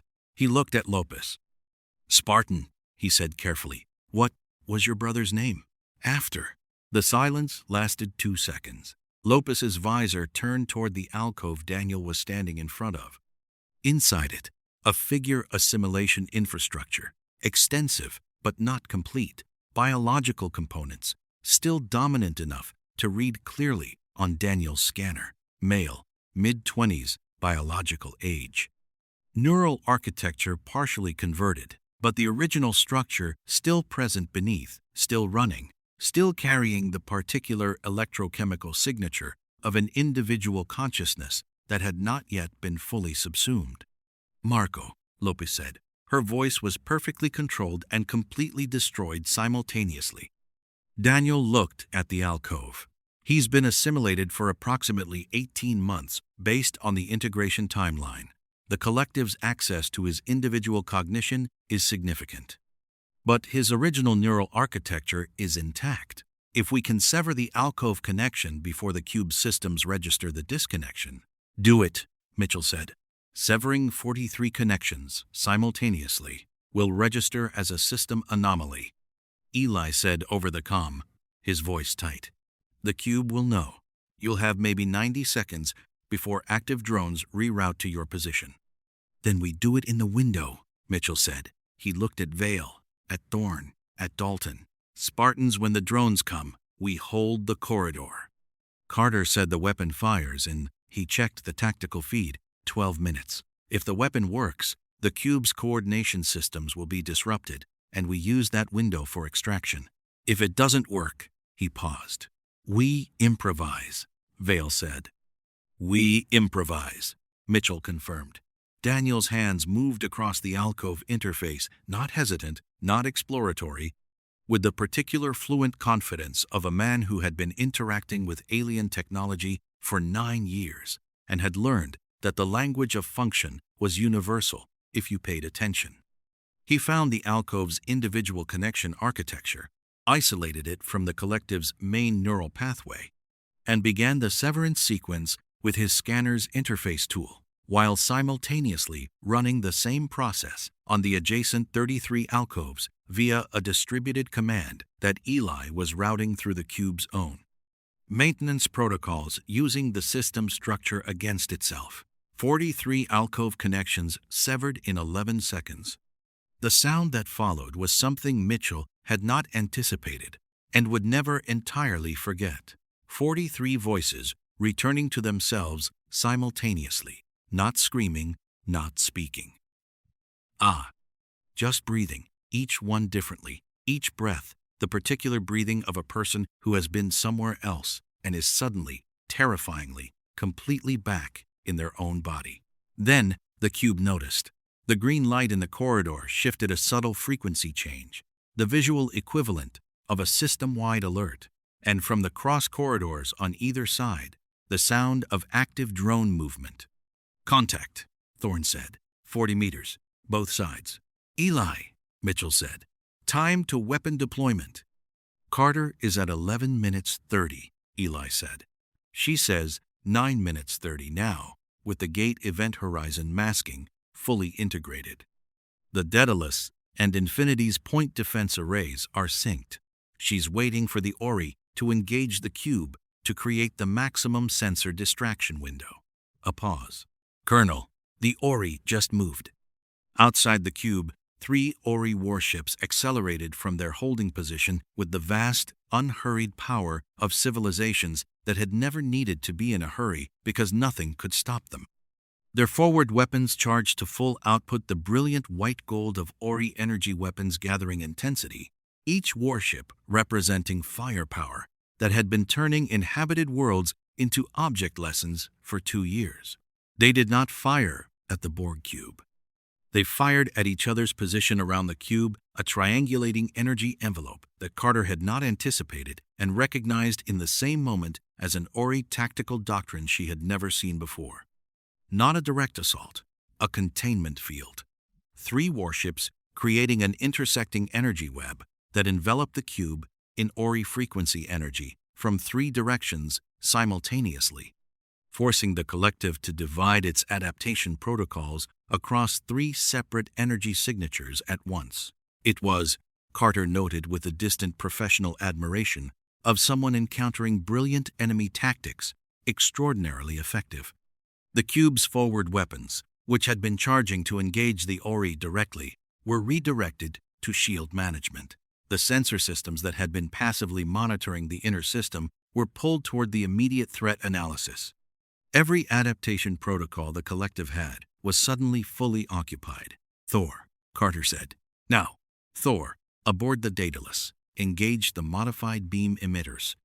The weapon that fired did not look like a weapon. It looked like a gate event horizon, the familiar shimmer of an active wormhole connection, rendered as a directed beam, carrying in its outer emission profile the exact electromagnetic signature of a Stargate in active transit. The Borg cube's sensors swept it, cataloged it as gate transit infrastructure, and returned to the more immediate concern of 3 Ori warships actively containing it. The substrate frequency, carried inside the gate horizon profile, like a letter inside an envelope, reached the cube's hull. And then it did what 3 million years of pre-civilization physics said it would do. It did not attack the cube's shields. It did not interact with the Borg's electromagnetic defenses.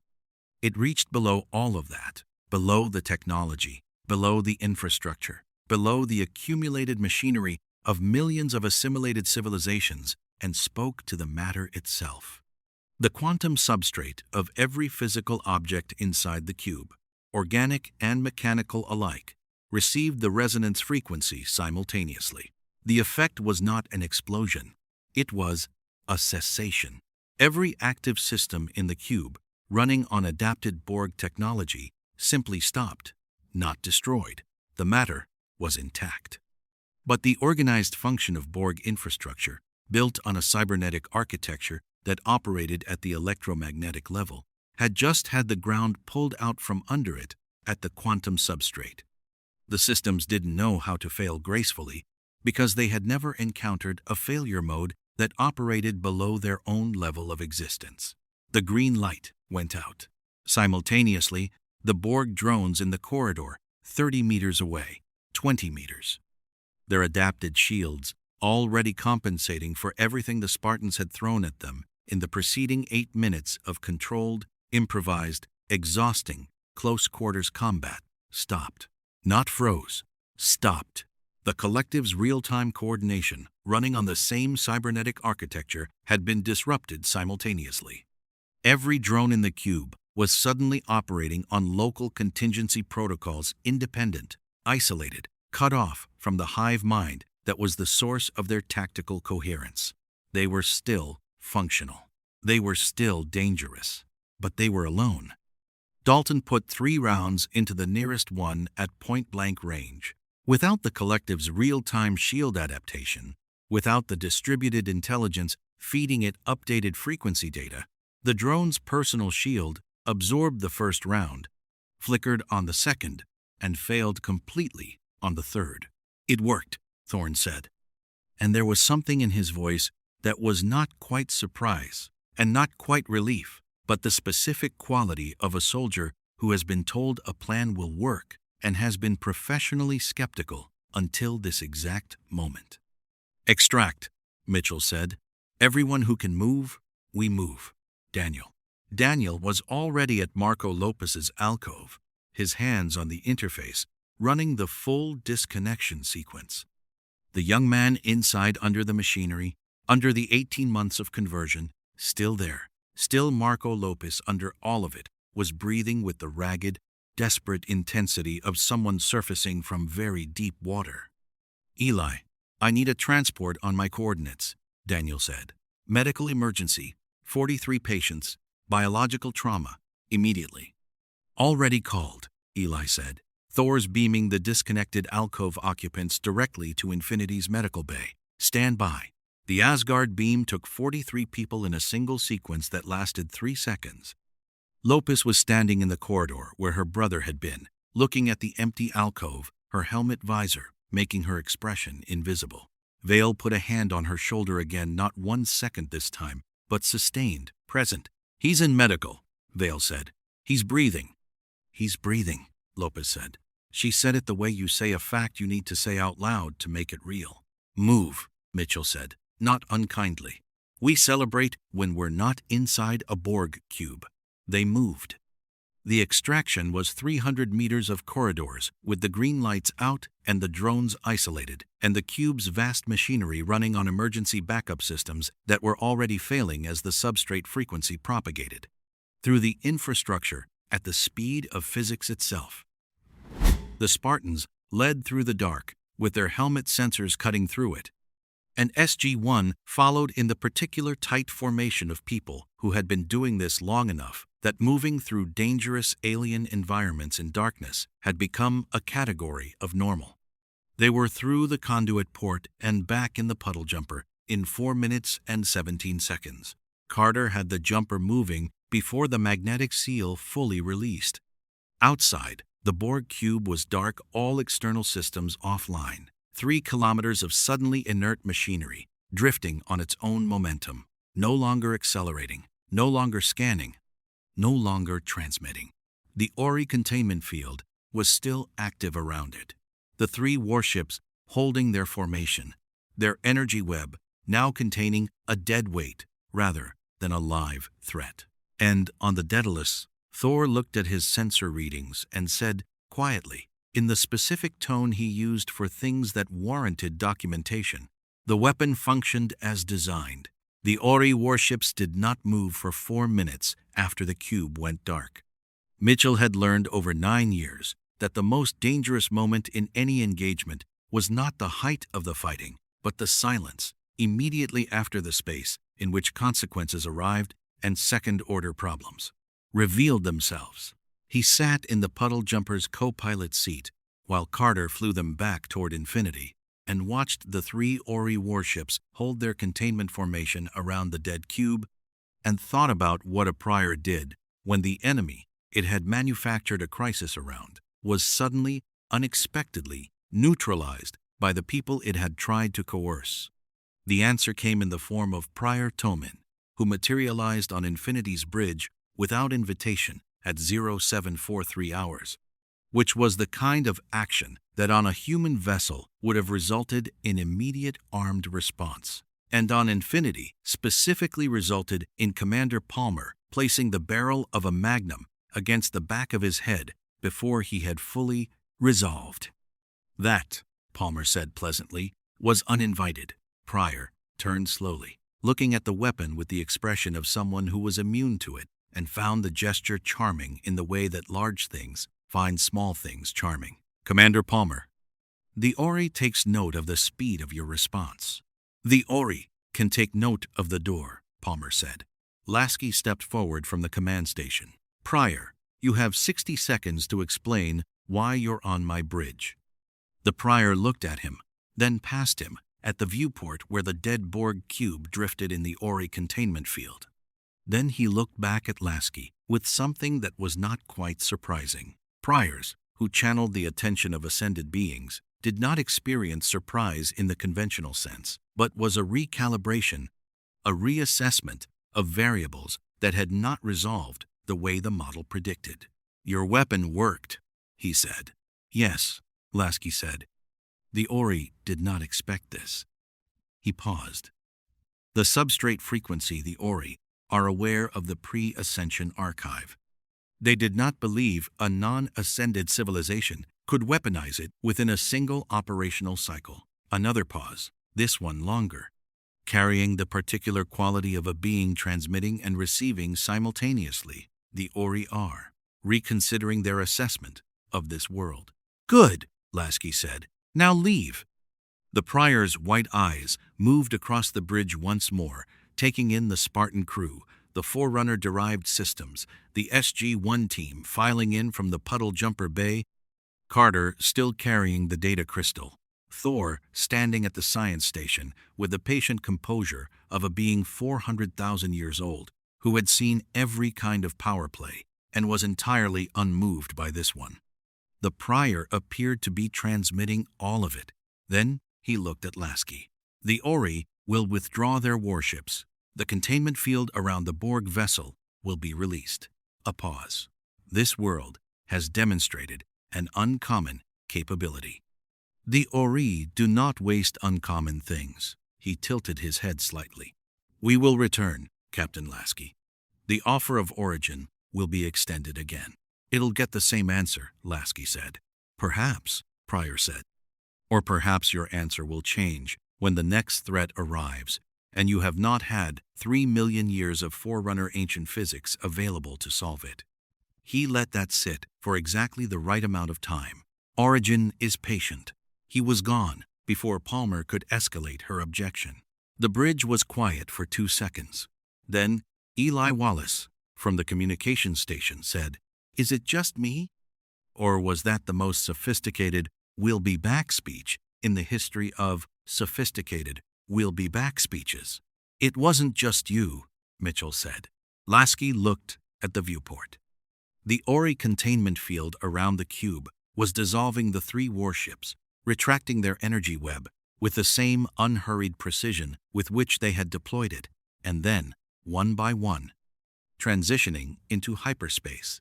In 40 seconds, they were gone.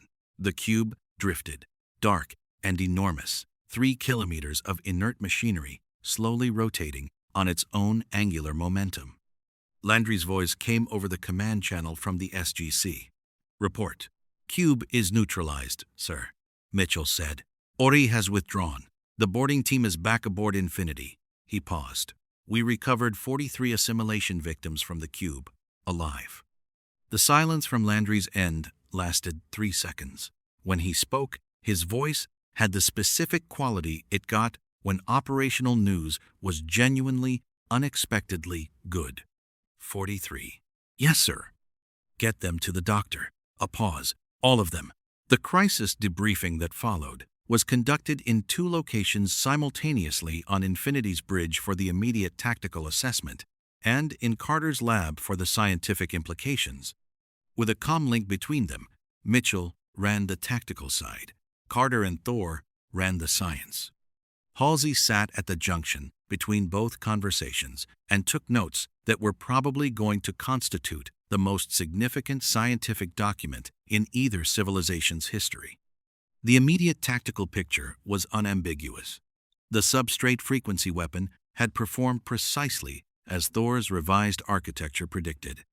The Borg cube's cybernetic infrastructure, operating at the electromagnetic level, had been disrupted at the quantum substrate, a failure mode so fundamental that the collective's adaptation protocols, which operated at the same electromagnetic level, had had nothing to grip. You could not adapt to a frequency that operated below the level at which adaptation itself functioned. The cube was not destroyed. It was disabled, every active system offline, the drones inside operating on isolated contingency protocols, the hive mind connection severed by the disruption to the infrastructure that carried it. Without the collective coordination, without the shared tactical database, without the real-time adaptation, the drones inside were individuals again. Disoriented, isolated, dangerous in the way of anything cornered and confused, but no longer the coordinated expression of a civilization consuming intelligence. "What do we do with it?" Lasky asked, looking at the dark cube on the tactical display. "That question has 17 different answers, and most of them are wrong," Mitchell said. He looked at Carter. Carter had been thinking about this since before the weapon fired, in the part of her mind that ran parallel processes. The cube carries a simulation infrastructure that represents every civilization the Borg have ever encountered. Every technology, every biological variance, every tactical adaptation from 1,000 species across 2 galaxies. She paused. That's the most dangerous repository of alien technology ever assembled in one place. If the Borg recover, if a second cube arrives and reactivates the first, everything in there becomes operational again. "Can we move it?" Lasky asked. "Infinity has tractor capability," Palmer said. "Move it where?" Mitchell asked. "The P4X 881 installation," Thor said, "from the science station." He said it with the quiet certainty of someone who had already worked through the problem while everyone else was still formulating it. "The installation's navigational matrix can generate a cross-dimensional gate address. We have established this. If we move the cube to the installation's gate range and use the matrix to generate a stable cross-dimensional address, we gate the cube back out of this universe," Carter finished, "into a dimension with no inhabited worlds, no gate network, no technology for the Borg to assimilate." She looked at Thor. "Can the installation generate an address to a genuinely uninhabited dimension?" "The pre-ascension archive contains dimensional survey data compiled over 3 million years," Thor said. "It includes notations for approximately 4,000 dimensions cataloged as biologically inert." He paused. "We can choose one. One. So we don't destroy it," Daniel said from the doorway he had come from the medical bay, his jacket still carrying the particular wrinkle of someone who had been sitting on a floor for several hours. "We quarantine it permanently in a dimension where it can't hurt anyone." "And the drones inside?" Lopez asked. She was standing behind Daniel, present at the debrief, in the particular way of someone who had a personal stake that went beyond tactical interest. "The recently assimilated, the 43 we recovered, were removed before the weapon fired," Carter said. "The older assimilation cases inside the cube," she paused, choosing honesty over comfort. "The cybernetic integration is too advanced for reversal with current technology. Removing them from the cube's life support infrastructure without the replacement medical infrastructure to sustain them, they die," Lopez said. "Yes." Carter held the weight of that. "I'm sorry." Lopez was quiet for a moment. "But the 43 we recovered are in medical school," Daniel said. "Your brother is stable. And unquote. The initial neurosurgical assessment from Dr. Rea's team is," he paused, cautiously optimistic. "The cybernetic integration is reversible in recently converted cases. It will take time, months possibly, but the architecture, is intact. Lopis absorbed this. She absorbed it the way Spartans absorbed things completely, immediately, without visible fragmentation. And then she nodded once, a small and entirely human motion, and returned her attention to the tactical display. Mitchell looked at the assembled room, 2 human civilizations, an Asgard Supreme Commander, a gate network, a dead Borg cube, and 43 people breathing in a medical bay who hadn't been breathing freely in somewhere between days and 18 months. "Right," he said. "Here's what we do. Infinity moves the cube to P4X, 881 gate range, under the tractor. Thor configures the installation's navigational matrix to generate the dimensional quarantine address. Carter runs the gate. Cube goes through." He looked around the room. "Questions?" Quote, "Timeline?" Palmer asked. 4 hours to move the cube at Infinity's tractor speed," Lasky said. 2 hours for the installation configuration." He looked at Thor. "Confirmed," Thor said.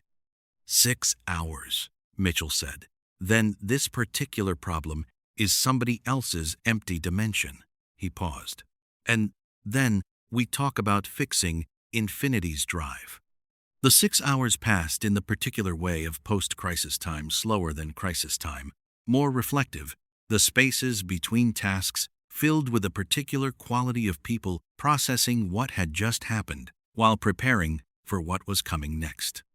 Infinity's medical bay became the gravitational center of the ship, the place where the human cost of the last 20 hours was being actively addressed rather than theorized. Carter spent an hour in the lab with Thor and Halsey, running the installation's navigational matrix configuration. The 3 of them worked in a silence that had become, over the course of 2 days, something qualitatively different from the silence of strangers, the specific quiet of colleagues who had found each other's rhythm and were now operating in it with the easy efficiency of long familiarity. Halsey said, once, without looking up from her terminal, "Dr. Carter, when this is resolved, I'd like to propose a formal academic exchange between our civilizations." Carter said, "I'd like that too." And neither of them said anything more about it, but the agreement was made in the way that agreements between scientists are made completely, without ceremony, with the full weight of both parties' intention behind it. Daniel spent most of the 6 hours in medical. He sat with the recently recovered drones, the 43 people who were in the process of becoming themselves again, and talked to them in the unhurried, present way he had always talked to people in the difficult middle ground between lost and found. Some of them were responsive, some of them weren't yet. He talked to all of them equally. Marco Lopez was responsive by hour 3. He didn't speak. The neurosurgical team had placed him on vocal rest while they mapped the cybernetic integration around his laryngeal nerves, but his eyes tracked. And when his sister sat beside him and took his hand, the hand that still had biological fingers beneath the cybernetic reinforcement, he held it. Teal'c spent 2 hours with Spartan Thorn running staff weapon combat drills in Infinity's training bay. A session that evolved into something more mutual than instructional. The Jaffa's centuries of weapon mastery in productive conversation with the Spartans' augmented precision, each teaching the other something genuinely new about the space between force and control. When they finished, Teal'c inclined his head in the specific way he reserved for warriors he genuinely respected. "You are formidable," Teal'c said. "As are you," Thorn said. "Indeed," Teal'c agreed, and that was sufficient. At hour 5, Infinity's tractor beam delivered the dark Borg cube to P4X, 881 gate range. And Carter dialed the installation's navigational matrix to a dimensional address Thor had selected from the pre-ascension archive, a dimension cataloged 3 million years ago as biologically inert, gravitationally stable, and containing no matter configurations complex enough to constitute technology. The gate opened.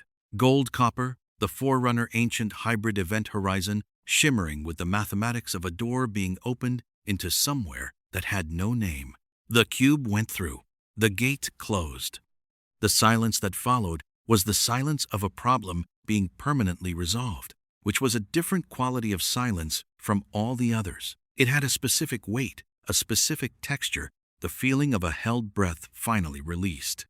Mitchell stood at the P4X 881 installation's central chamber, looking at the now quiet navigation matrix, and felt the particular bone-deep exhaustion of someone who had been running on adrenaline and necessity for 20 hours and had just run out of immediate necessity. "Carter," he said. "Colonel, good work." A pause. "You too, Cam."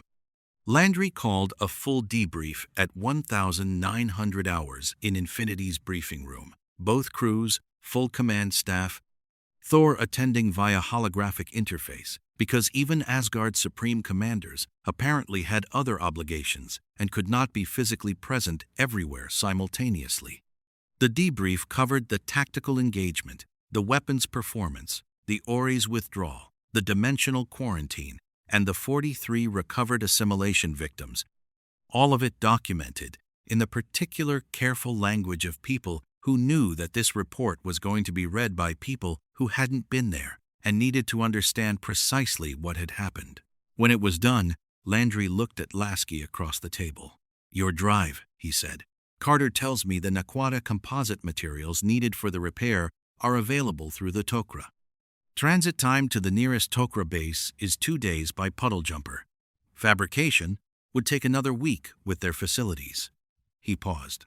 "You're looking at 10 days before Infinity can attempt the dimensional transit home." Lasky nodded slowly. 10 days. "In which time," Landry said, "the SGC would consider it appropriate to offer Infinity's crew full access to our facilities, our network, and our records subject to mutual information sharing agreements." He looked at Halsey. "Given what Dr. Carter and Dr.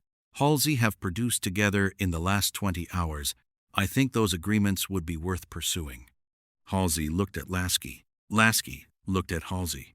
A long career of implicit communication passed between them in approximately 2 seconds. "Agreed," Lasky said. "Good." Landry stood. "Then, until the drive is repaired, consider Earth your port of call, Captain." He paused, and something in his expression relaxed slightly. The specific relaxation of a general who had spent 20 hours managing an existential crisis and was now, for approximately 10 minutes, going to permit himself to acknowledge that it had resolved well. "And Captain, you and your crew fought well today." Lasky accepted this with the quiet gravity of a commander who knows what it cost the people around him. "So did yours, General."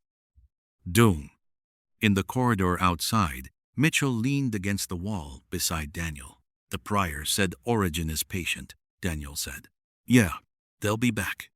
"They always are." Mitchell looked at the ceiling, which was Infinity's ceiling, which was a long way above them in the way of vessels built to outlast anything that came at them. "But we've got 10 days before Infinity goes home.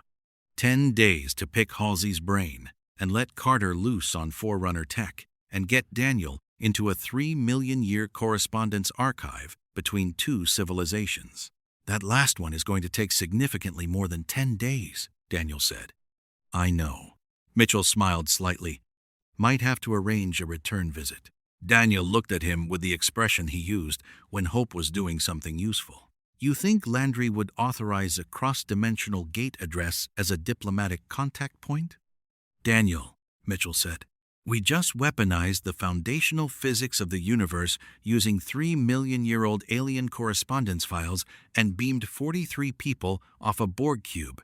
He pushed off the wall. "I think we can probably get one gate address approved." 10 days moved differently aboard Infinity than they did at Cheyenne Mountain.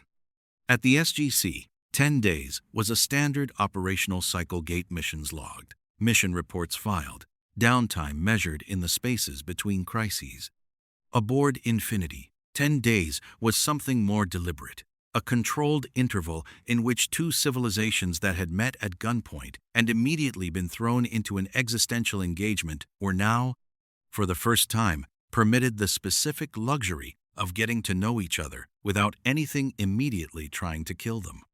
It was, in Mitchell's experience, the best possible way to build an alliance. Nothing clarified mutual respect faster than surviving something together. Carter and Halsey worked every day in the lab, and what they produced in those 10 days was not a weapons system or a tactical manual, but something considerably more significant: a unified theoretical framework for the relationship between Forerunner and ancient mathematics that would, when published to the SGC's Science Division and Infinity's research teams simultaneously, constitute the largest single advance in human understanding of pre-civilization physics since the ancients built the first Stargate. They worked with the focused joy of two people who had been the most brilliant person in every room they'd ever occupied and had finally found someone to be brilliant with. And the work they produced carried that quality, not just technically extraordinary, but alive in the way that only collaborative science can be alive. Thor reviewed their framework on day 4 and said, simply, "The Asgard will want to study this." He said it with the particular gravity the Asgard used for things that mattered beyond the immediate moment. Carter filed that under the category of professional compliments she would remember for the rest of her life. Daniel spent most of the 10 days in the P4X 881 installation, not the central chamber this time, but the correspondence archive itself, which the installation systems had opened fully to his ATA gene access following the cube's departure, as though the successful use of the archive's data for the weapon had constituted some kind of operational clearance. He worked through it with the methodical, joyful intensity of an archaeologist given access to a site no one had touched in 3 million years, and what he found there progressively rewrote everything the SGC thought it knew about the Ancient Forerunner relationship. They had not merely been colleagues, they had been, for a period of approximately 200,000 years, in active correspondence about the fundamental question of what advanced civilizations owed to the universe that produced them, whether the purpose of reaching the apex of technological development was ascension, as the ancients ultimately chose, or stewardship, as the forerunners ultimately chose, or something else entirely that neither had fully articulated. The correspondence didn't resolve the question, but it documented it with the precision of two civilizations that understood the weight of what they were discussing. Daniel wrote 40 pages of notes on day 3 and then called Carter and made her read them at 11 in the evening while she was eating her dinner. Because the alternative, waiting until morning, was genuinely not possible given what the notes contained, she read them in 20 minutes. Then she sat quietly for a moment. "They were trying to answer the same question we are," she said. "What question?" "What are we for?" Carter said. "What is all of this?" She gestured, indicating the installation. "Infinity, the gate network, the stars. 4. What do you do with it once you have it?" Daniel looked at his notes. They didn't agree. "No, but they kept talking." Carter paused. "For 200,000 years. "Yeah," Daniel said. I find that genuinely hopeful." On day 7, Teal'c and Spartan Thorn took a puddle jumper to a human-inhabited world in the gate network P2X 374, a farming community that had been under sporadic Ori prior pressure for 6 months and spent 2 days helping the community relocate its primary water supply infrastructure away from a position that made it tactically vulnerable to prior disruption. They did not discuss their respective histories at length. They worked, ate, and slept in a barn that smelled of something the local farmers grew that neither of them could identify, but both of them agreed was pleasant.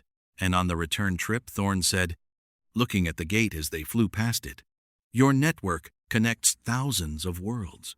"It does," Teal confirmed. "And you protect them." "We attempt to." A pause. "We do not always succeed." Thorne was quiet for a moment. "In our universe, the UNSC fought a war that lasted 27 years and cost billions of lives. We won, eventually. What we learned," he paused, "is that the cost of protection is never fully paid. It accumulates. But you pay it anyway because the alternative is not paying it. He looked at Teal'c. I think you understand that. I have understood it for 30 years, Teal'c said. It does not become lighter, but one becomes stronger. Indeed, Thorn said, and said it with the specific gravity of someone using the word correctly for the first time. Teal'c looked at him. You have been practicing. Vale dared me, Thorn said. On day 9, Marco Lopez spoke for the first time. The neurosurgical team had cleared his vocal pathways 3 days earlier, but he hadn't spoken, had communicated in writing, in gestures, in the particular quiet of someone relearning the boundaries of a self that had been significantly reconstructed. His sister had been there every day, sometimes talking, sometimes not, occupying the particular patient presence of someone who understood that recovery operated on its own timeline. On day 9, he said his sister's name, just that one word, her name, in the voice she remembered from before tribute. She sat beside him and did not say anything for a long moment, and then said his name back, and that was sufficient. Daniel, who had been sitting with another recently recovered drone in the adjacent bed, and had witnessed this, wrote in his mission journal that evening, "The Borg assimilation process is the most complete erasure of individual identity I've encountered in 9 years of gate travel. And yet 43 people are breathing in a medical bay who weren't breathing freely a week ago. The individual persists. It persists with remarkable stubbornness against everything designed to eliminate it. This seems important. I'm not sure I can articulate why yet, but I think I will." He thought about it for another hour and then wrote, "The Forerunners chose stewardship. The Ancients chose ascension. We keep choosing the people in the room." I think that's the answer they were both looking for. On day 10, the Tok'ra delivered the naquadah composite materials via a cargo ship meeting Infinity at pre-arranged coordinates, and Carter and Halsey spent 14 hours in Infinity's engineering bay working with Chief Engineer Webb and his team on the drive repair. The work was precise, painstaking, and required 3 separate recalibrations before the containment matrix held at the correct vacuum energy frequency. When it finally held the reading stabilizing, the power curve, settling into the smooth profile of a functioning Forerunner slipspace containment, Webb sat back on his heels and exhaled with the specific relief of an engineer whose work had just done what it was supposed to do. "We could go home tonight," he said. Carter looked at the drive. "We could," she said, "but we're not going tonight." "No," he agreed. "Tomorrow morning." The farewell that evening was conducted with the particular lack of ceremony of people who had been through enough together that the ceremony felt inadequate. Landry shook Lasky's hand in the Infinity's main hangar bay, with SG-1 on one side and Spartan Fireteam Majestic on the other, and said the things that needed to be said in the direct, unadorned language of soldiers who respected each other's time. Halsey gave Carter a data drive, the complete Forerunner navigational archive, in full resolution, with my translation keys. Consider it a professional courtesy. She paused. "And a deposit." "A deposit on what?" Carter asked. "On the work we haven't finished yet," Halsey said. 200,000 years of Forerunner ancient correspondence. We've read 40 pages. There's more. Carter took the drive. "There's always more." Vale found Daniel in the corridor outside the hangar bay and handed him a Spartangent issue challenge coin, a piece of UNSC insignia tradition that she had apparently decided, on her own authority, to extend beyond its conventional application. "For the drones," she said. "The ones we couldn't bring back. So someone on your side remembers." Daniel took it. He looked at it for a moment. "We remember," he said. "I know," Vale said. "That's why." Mitchell and Palmer conducted their farewell in the form of a brief, honest, tactical assessment of the engagement, what had worked, what hadn't, what each of them would do differently next time. It lasted 11 minutes and covered 3 major tactical observations and 1 significant doctrinal difference that neither of them resolved, but both of them noted, because the kind of professional relationship worth maintaining was one where the disagreements were on the record alongside the agreements. When it was done, Palmer said, "If you ever find yourself in the UNSC's galaxy, Colonel, there's a bunk on Infinity for you." "The same offer stands on this end," Mitchell said. "The SGC has a gate. It goes to a lot of places." 2. "Not ours. Yet," Mitchell agreed. At 0600 the following morning, the UNSC Infinity oriented on the dimensional coordinates that the P4X 881 installation's navigational matrix had generated the reciprocal address, the door opening the other way, and charged its repaired slipspace drive to full power for the first time since arrival.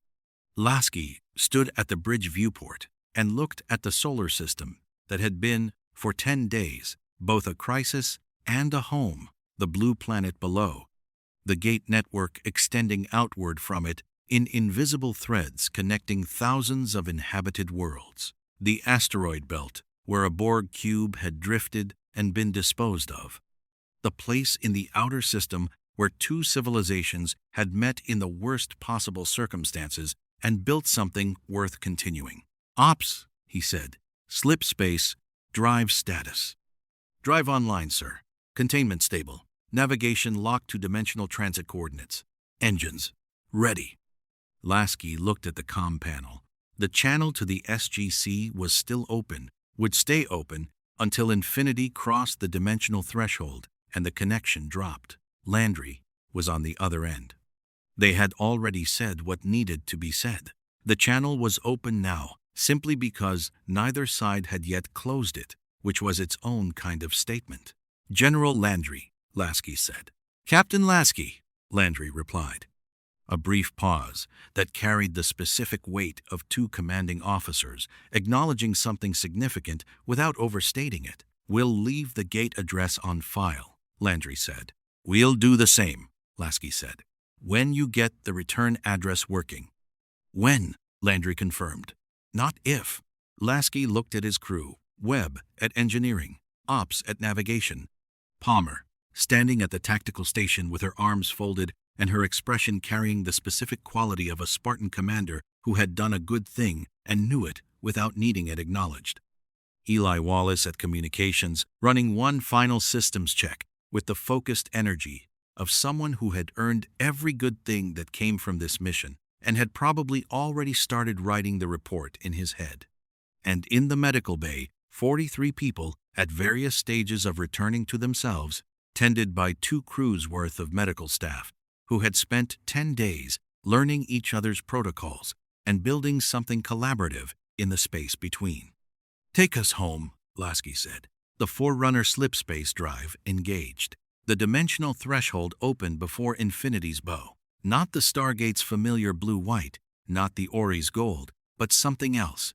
The specific frequency of a passage between dimensions rendered as visible light, copper and deep violet, the color of mathematics at the edge of what matter could describe. Infinity moved through it. The threshold closed.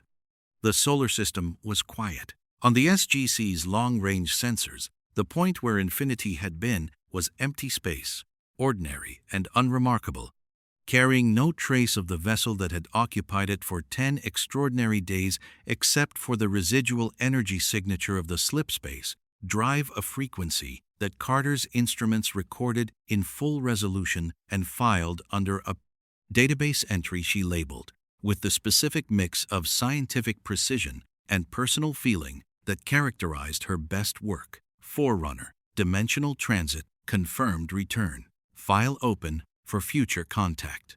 In the gate room, the Stargate stood quiet. Its naquadah frame held the potential of thousands of destinations, thousands of worlds, thousands of civilizations, thousands of mornings on alien planets that smelled of things no human had named yet. The iris was open. The room was still. The chevrons sat in their positions, waiting for the next sequence, the next address, the next story the gate would tell. General Landry stood at the observation window for a long moment, looking at it. Then he turned to Harriman. "What's on the mission board for tomorrow?" Harriman checked his console. "SG-1 has a follow-up at P4X 881, sir. Dr. Jackson wants another week in the correspondence archive. Colonel Carter has requested dedicated lab time to continue the Forerunner ancient theoretical framework. He paused. And we received a Tok'ra communique this morning. They've detected unusual energy readings from a gate address in the Callium cluster, something that matches the substrate frequency profile from the pre-ascension archive. They want SG-1's assessment. Landry looked at the gate. Tell them SG-1 is on it, he said. First thing tomorrow. He set down his coffee mug, the same window, the same mountain, and looked at the Stargate the way you looked at something you had built your life around and had never stopped being grateful for. Across the galaxy, in the ancient database aboard Infinity's now departed engineering bay, a single record had been created in the hours before departure, filed by Dr. Halsey in the Forerunner navigational archive format, addressed to the installation on P4X, 881 inches, the precise geometric notation of a civilization that built things to last 3 million years. It contained the complete record of the engagement, the weapon, the physics, the 43 recovered, the correspondence archive partially read, the alliance partially built. It was addressed to whoever came next. And in the P4X 881 installation's central chamber, the navigation matrix pulsed its slow geometric light patient, ancient, present, and received the record, and stored it, and waited, as it had always waited, for the next question worth answering. In the weeks that followed, SG-1's analysis of the Callium cluster energy readings would reveal a second Forerunner installation, larger than the first. Its navigational matrix carrying a database that made P4X 881's archive look like a footnote.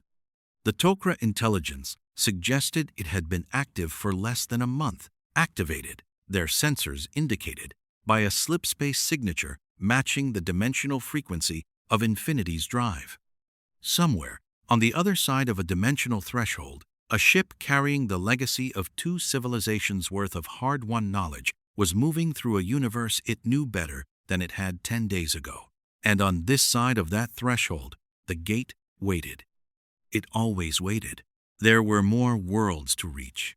The UNSC Infinity came through a gate that wasn't meant for her, in a universe that hadn't planned for her arrival, and changed both in ways that neither could fully measure in the immediate aftermath. What remained, when the slipspace drive carried her home and the dimensional threshold closed behind her, was not simply the memory of a tactical engagement resolved, a Borg cube quarantined, an Ori gambit outmaneuvered, a Prior's manufactured crisis turned against its architect. What remained was more durable than tactical outcomes. 43 people returned to themselves. A 3-million-year correspondence archive reopened. 2 civilizations' greatest scientific minds in active collaboration, and a gate address filed under future contact. The SGC had survived system lords and replicators and Ori crusades by learning, always, to be more than any single crisis demanded. The UNSC had survived the Covenant and the Flood by refusing, always, to be less than humanity required. In the 10 days between impossible arrival and deliberate departure, those 2 philosophies had recognized each other across the gap of dimension and time and found the thing they shared, the stubborn, irreducible conviction that the individual persisted, that the work continued, and that the universe, for all its scale, was worth showing up for. The gate stood ready. The next address was already being dialed. Is greater than, is greater than, is greater than, indeed. More stories await.